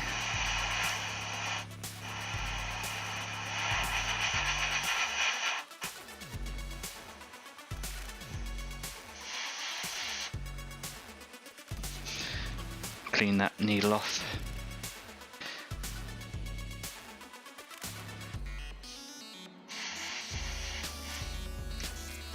Just gathering on the needle there, so I'm just getting a couple of dots that are appearing as it just blows off the needle. Going a bit too gentle, and just need to be a bit more confident with the pressure on that trigger.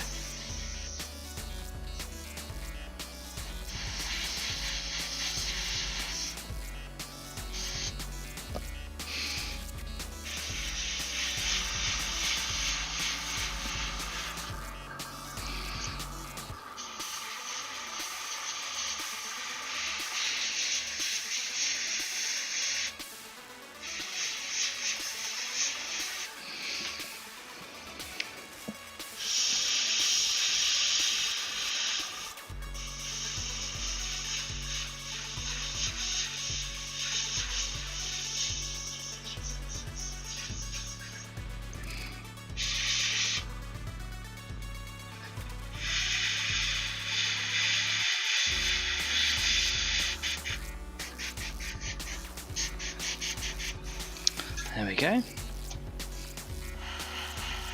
Now you can see at the front here where I've been applying the shadow on this sort of line that outlines this hatch, or this area where the hatches are, is actually less than what I've been doing at the back, because it's at the front where I wanted to focus a lot more sort of light aspects of light. So yeah, I'm deliberately keeping the shadow play softer at this end,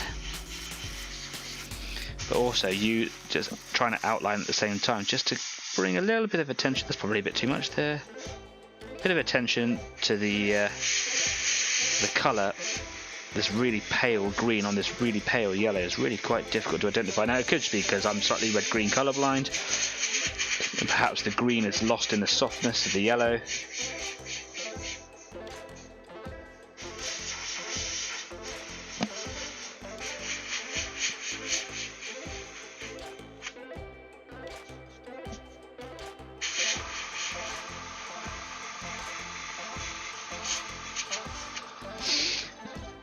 That's alright, isn't it? Yeah.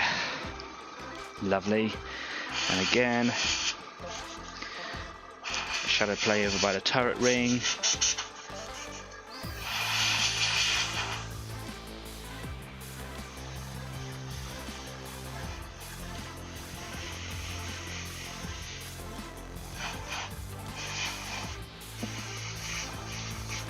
Just a bit heavy there, but again I can get rid of that later on. Okay, the tricksy bit here, same as I did earlier on. Try not to be careful to get any in the wheels in there. I just want to get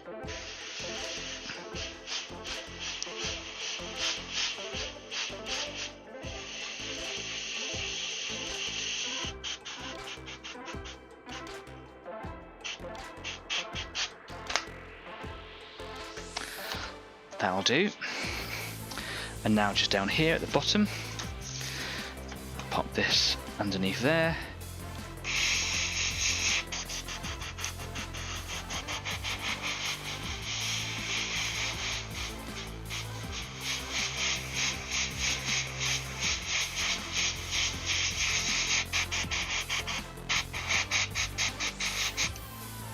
That's looking better already, isn't it? Yeah.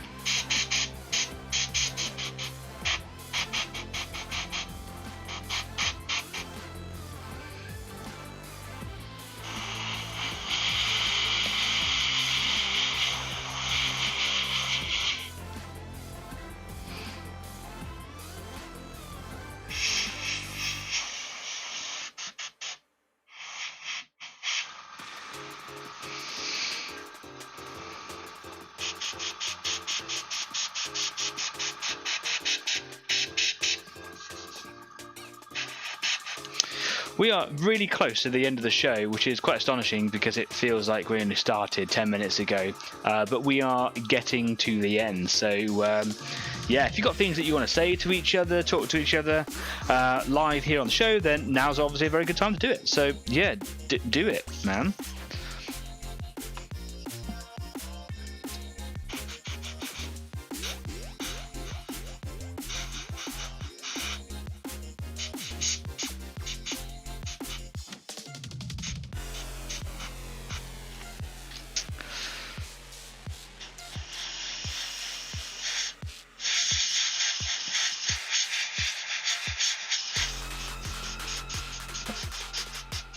I would love to know what you honestly think of my work here so far on this tank.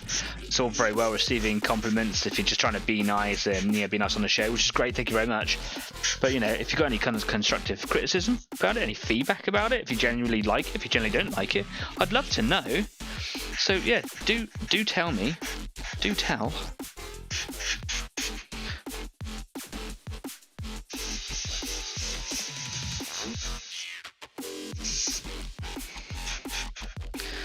That's all the shadow on the green. I think that's a really good place to be at this point of the show.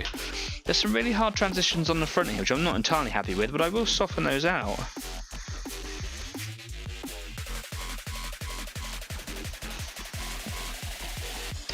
Just wanted to make sure that they stood out a little bit on the glasses there, which is really quite bright in the yellow. And the same with this little bit here. There we go. That's nice there.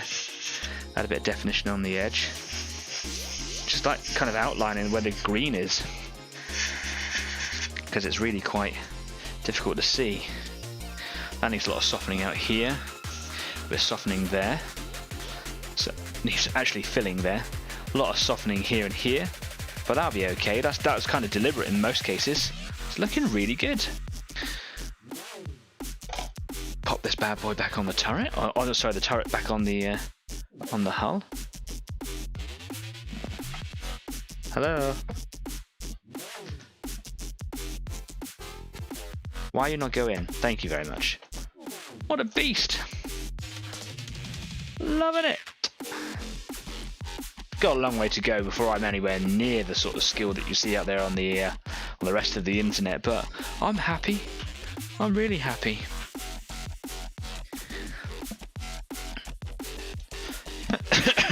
Incidentally, I didn't bring any green up here, so I had this green streak that comes down this bit here, but I didn't bring it up the turret there. I don't think I'm going to. Maybe I should do. I don't know. Maybe I will. Maybe I'll just bring a little line up there. So, what I'll do is if I was to... Where does it actually start?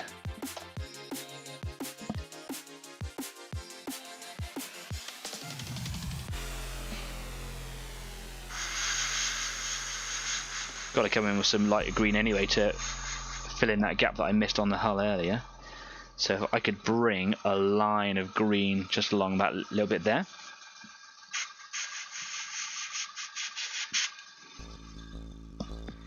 Yeah, why not?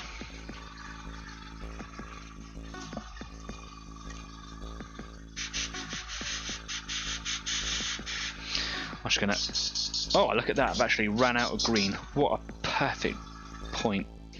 Let's just pop a load of water in there, give it a quick clean out. It'd be great if I can get all of the shadow play and all of that green up to that point done so far on the show in one show.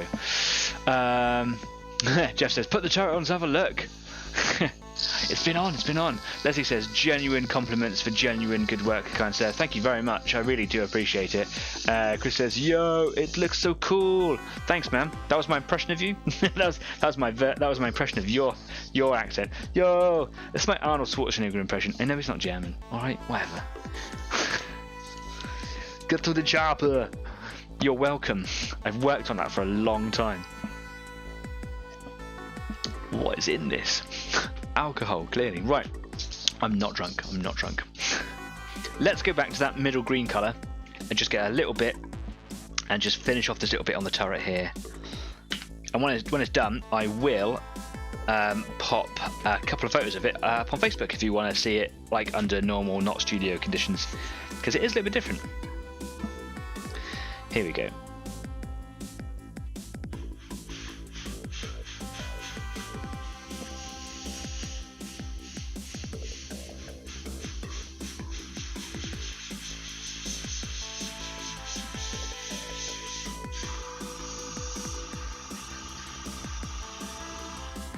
Trying to ease that trigger back.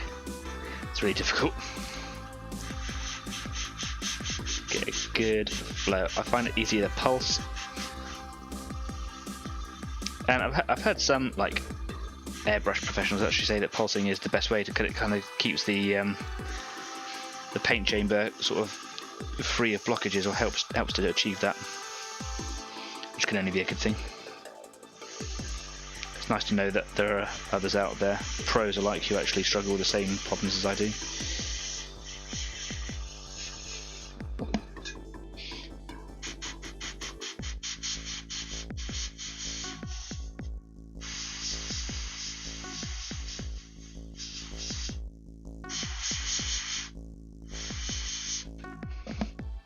There we go. I'm just going to go back to a little bit of shadow again, just to soften up that shadow edge at the bottom there, and then it's going to look absolutely killer, as Leslie says. Yeah, that's right, it's my impression of you. Easy 8 Impression Club. You're welcome.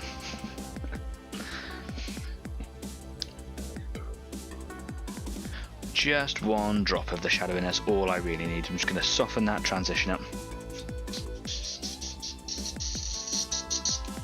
Here we go.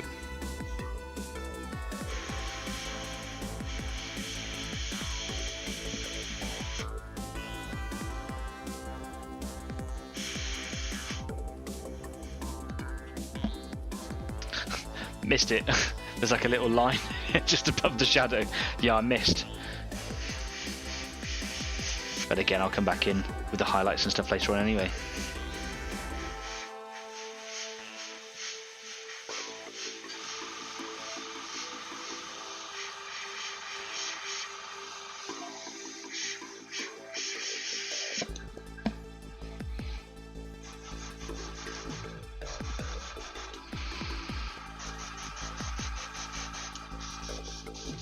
we are empty. Right, I'll just pop some 50/50 cleaner in there. There we go. And I'll let that sit in the airbrush just for a minute. Push a little bit through. And I'll just let a little bit of cleaner just sit in the bottom of the hopper while I do the outro. So let's get rid of this because I don't need that right now. Just drop that away without getting paint all over my shirt. Pop the turret on.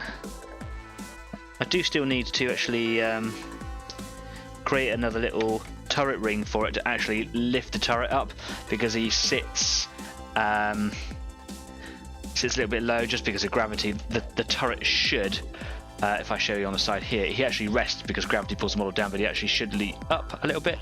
That will help stop scraping the paint off, etc. But yeah, there we go. That is my tank so far. If I lift the studio lights up a little bit, it actually should give a better impression. I will drop the saturation of my lights a little, the luminosity. There we go, you get a better look of it now. That's better, not bleeding it all out. So you can see there's a lot of hard transitions on the shadow, on the camouflage colours in there. It mostly is deliberate because I wanted to sort of border where the colours were. And I will go with a slightly less opaque, transparent, if you will, mid-tone colour, and it'll soften all of those edges in, as we've seen with the yellow in the past. I'm really, really happy with this. I was really nervous about doing camouflages, which is why it took me so long. You know, once you kind of get to a point where you think, I don't know what I'm doing here, I'm really nervous, I might ruin everything, you tend to hold back. That's what's held me back. No longer. I'm really chuffed with it. It's going to look really good. Jeff says, nice. Leslie says, killer. Empty like my soul. Dude, that was dark. I have nothing else to say to that. Really enjoying it so far. But obviously before I start doing all of the sort of pin washing on it, pin lining, I will need to put all the transfers and things on it. I'll try to get that done between shows if I can, where possible, because I think it'll be a kind of a dull affair to watch a good hour or two of me putting on water slides. Although to see a couple of them go on might be nice, so I'll just see where I am in my life with it. But real progress is starting to happen now. Getting the bulk of that done is really made me quite happy. So yeah, can put the shadow green away for now. Wonderful, and then it'll be on to highlights later. Whether I get that done before next show or not, I don't know. I say there's a lot going on in the house right now. I will be heading on over to the Discord channel this evening just for a short while, so if you are on, you do fancy coming over having a chat, come on over. Where am I? Here I am. Hey! Cheers. So I'm really stoked with that. Would love to know how you guys have got on with any of your projects that you've been working on this evening. So if you've got time, type it up there over there in the live chat before we disappear. If not, go show us a picture of what you're doing on Facebook. You guys are so good at just filling Facebook with pictures of all of your stuff. I would just keep on doing it. Just keep on doing it. And perhaps what I might do is, when I've got a bit of time, is I might make a little sideshow channel to the Instagram where I can put pictures of your stuff up as well, with your permission. Of course, I will never publish images of your stuff without your permission. So that'd be kind of cool. Anyway, look, moving on to the next volume of Easy 8. That's what I've kind of decided I was going to do, is that this whole year will be volume 1. And it'll be like a series, if you like. Nothing much is really going to change in what I do. I'm still going to be here. I'm still going to dedicate as much as I can to producing weekly live streams just for the company. It helps me. I hope it helps you. I hope you find motivation. That was the mission goal. Some people have been inspired. It warms my heart. I'm going to try and change things up a little bit. Maybe I'll add a little bit of flair to it. I'm going to maybe, I don't know, just add a little bit of color and spice to the thumbnail cards to YouTube, whatever it is I can do just to kind of keep it a little bit fresher. I am absolutely open to suggestions. Anything that you want to see in the show that I can do within reason, I will. I want those ideas. I don't want to get stale. I don't want it to be stagnant. I want our presence on YouTube to grow. I want it to become the biggest thing, but for all the right reasons. So let me know what it is that you want from the show, and I will do my hearty best. I don't know why I threw the word hearty in. I just like to make things up sometimes, but I honestly will. I will do what I can. If you want to be a guest on this show, come and be a guest on this show. Just hit me up. Just either chat to me over there in a live chat, in the comment section down there, over on Facebook. You know how to get in contact with me. We've been through it all. I'm not going to be dedicating sole parts of the show to community spotlight, to company shout-outs, or talking about guest slots or whatever every week like I have done. I stopped doing that halfway through the year just because it was really difficult to go out there and find stuff every week. So rather than make a promise that I don't deliver, I just will not include it as a part of the expected show. And as and where I find cool stuff or talk to cool people or see cool stuff, then I'll bring that up as a part of the schedule for the show, just because I don't think I need to make promises and then not deliver. It's just rude, so I'm not going to do it. Yeah, that's that really. It's been an absolute pleasure. I'm really quite choked up about how successful this has been. This has been a project of mine that I had for about a year before the pandemic hit, and then when the pandemic really did hit, it was a little bit of motivation from Kyle, who I know we haven't seen for ages, but he was passionately behind this, and he was the motivation behind me, like, just do it, make it happen. And there was nerves, there was a lot of holding back, which is weird because I grew up on the stage. So yeah, and we did it maybe a bit too late in the pandemic for it to really be a massive effect during those lockdowns, but it's something that is now a part of my life. I hope it's a part of yours, and it's been a truly wonderful journey from start to finish, and I've not enjoyed a single moment of it. So thank you very much to everyone who's followed me from the beginning to the end. I intend to move on strong as ever, if not stronger, and I really want Easy 8 to become a name that is recognized on YouTube, not for just the point of being on YouTube, but for all the right reasons. I'm nowhere near as good as the talent that exists out there when you're talking about Squidamar Miniatures or Miniac. Those guys were some of my inspiration for this show. I'd love for those guys to be able to pick up the name Easy 8 and say a little hello back or something. Those sorts of things I think are great targets, great things to look to, just to kind of put the name Easy 8 out there. So anything that you guys can do to help me out by simply subscribing if you haven't already subscribed, by sharing it if you know people that are interested in this sort of stuff. Perhaps you go to a club, perhaps you hang out with people at work who you never knew were interested in this sort of stuff. Share will just kind of get Easy 8's name out there, because by this time next year, how cool would it be if we're up to 100 subscribers? Would make my day, or make my life. I'm 40 now, and this is something really nice to look forward to. Thank you for being a part of my life and making the show what it's been. Anyway, enough of getting soppy. I'm going to go finish my beer over on Discord. So if you're inclined, come on over and wish me a very happy belated birthday. I love it. Brilliant. Anyway, enough from me. Until next week, and until the next volume of Easy 8, stay safe, be kind, keep on painting, and I will see you guys next week. Take care of yourselves. Bye-bye for now.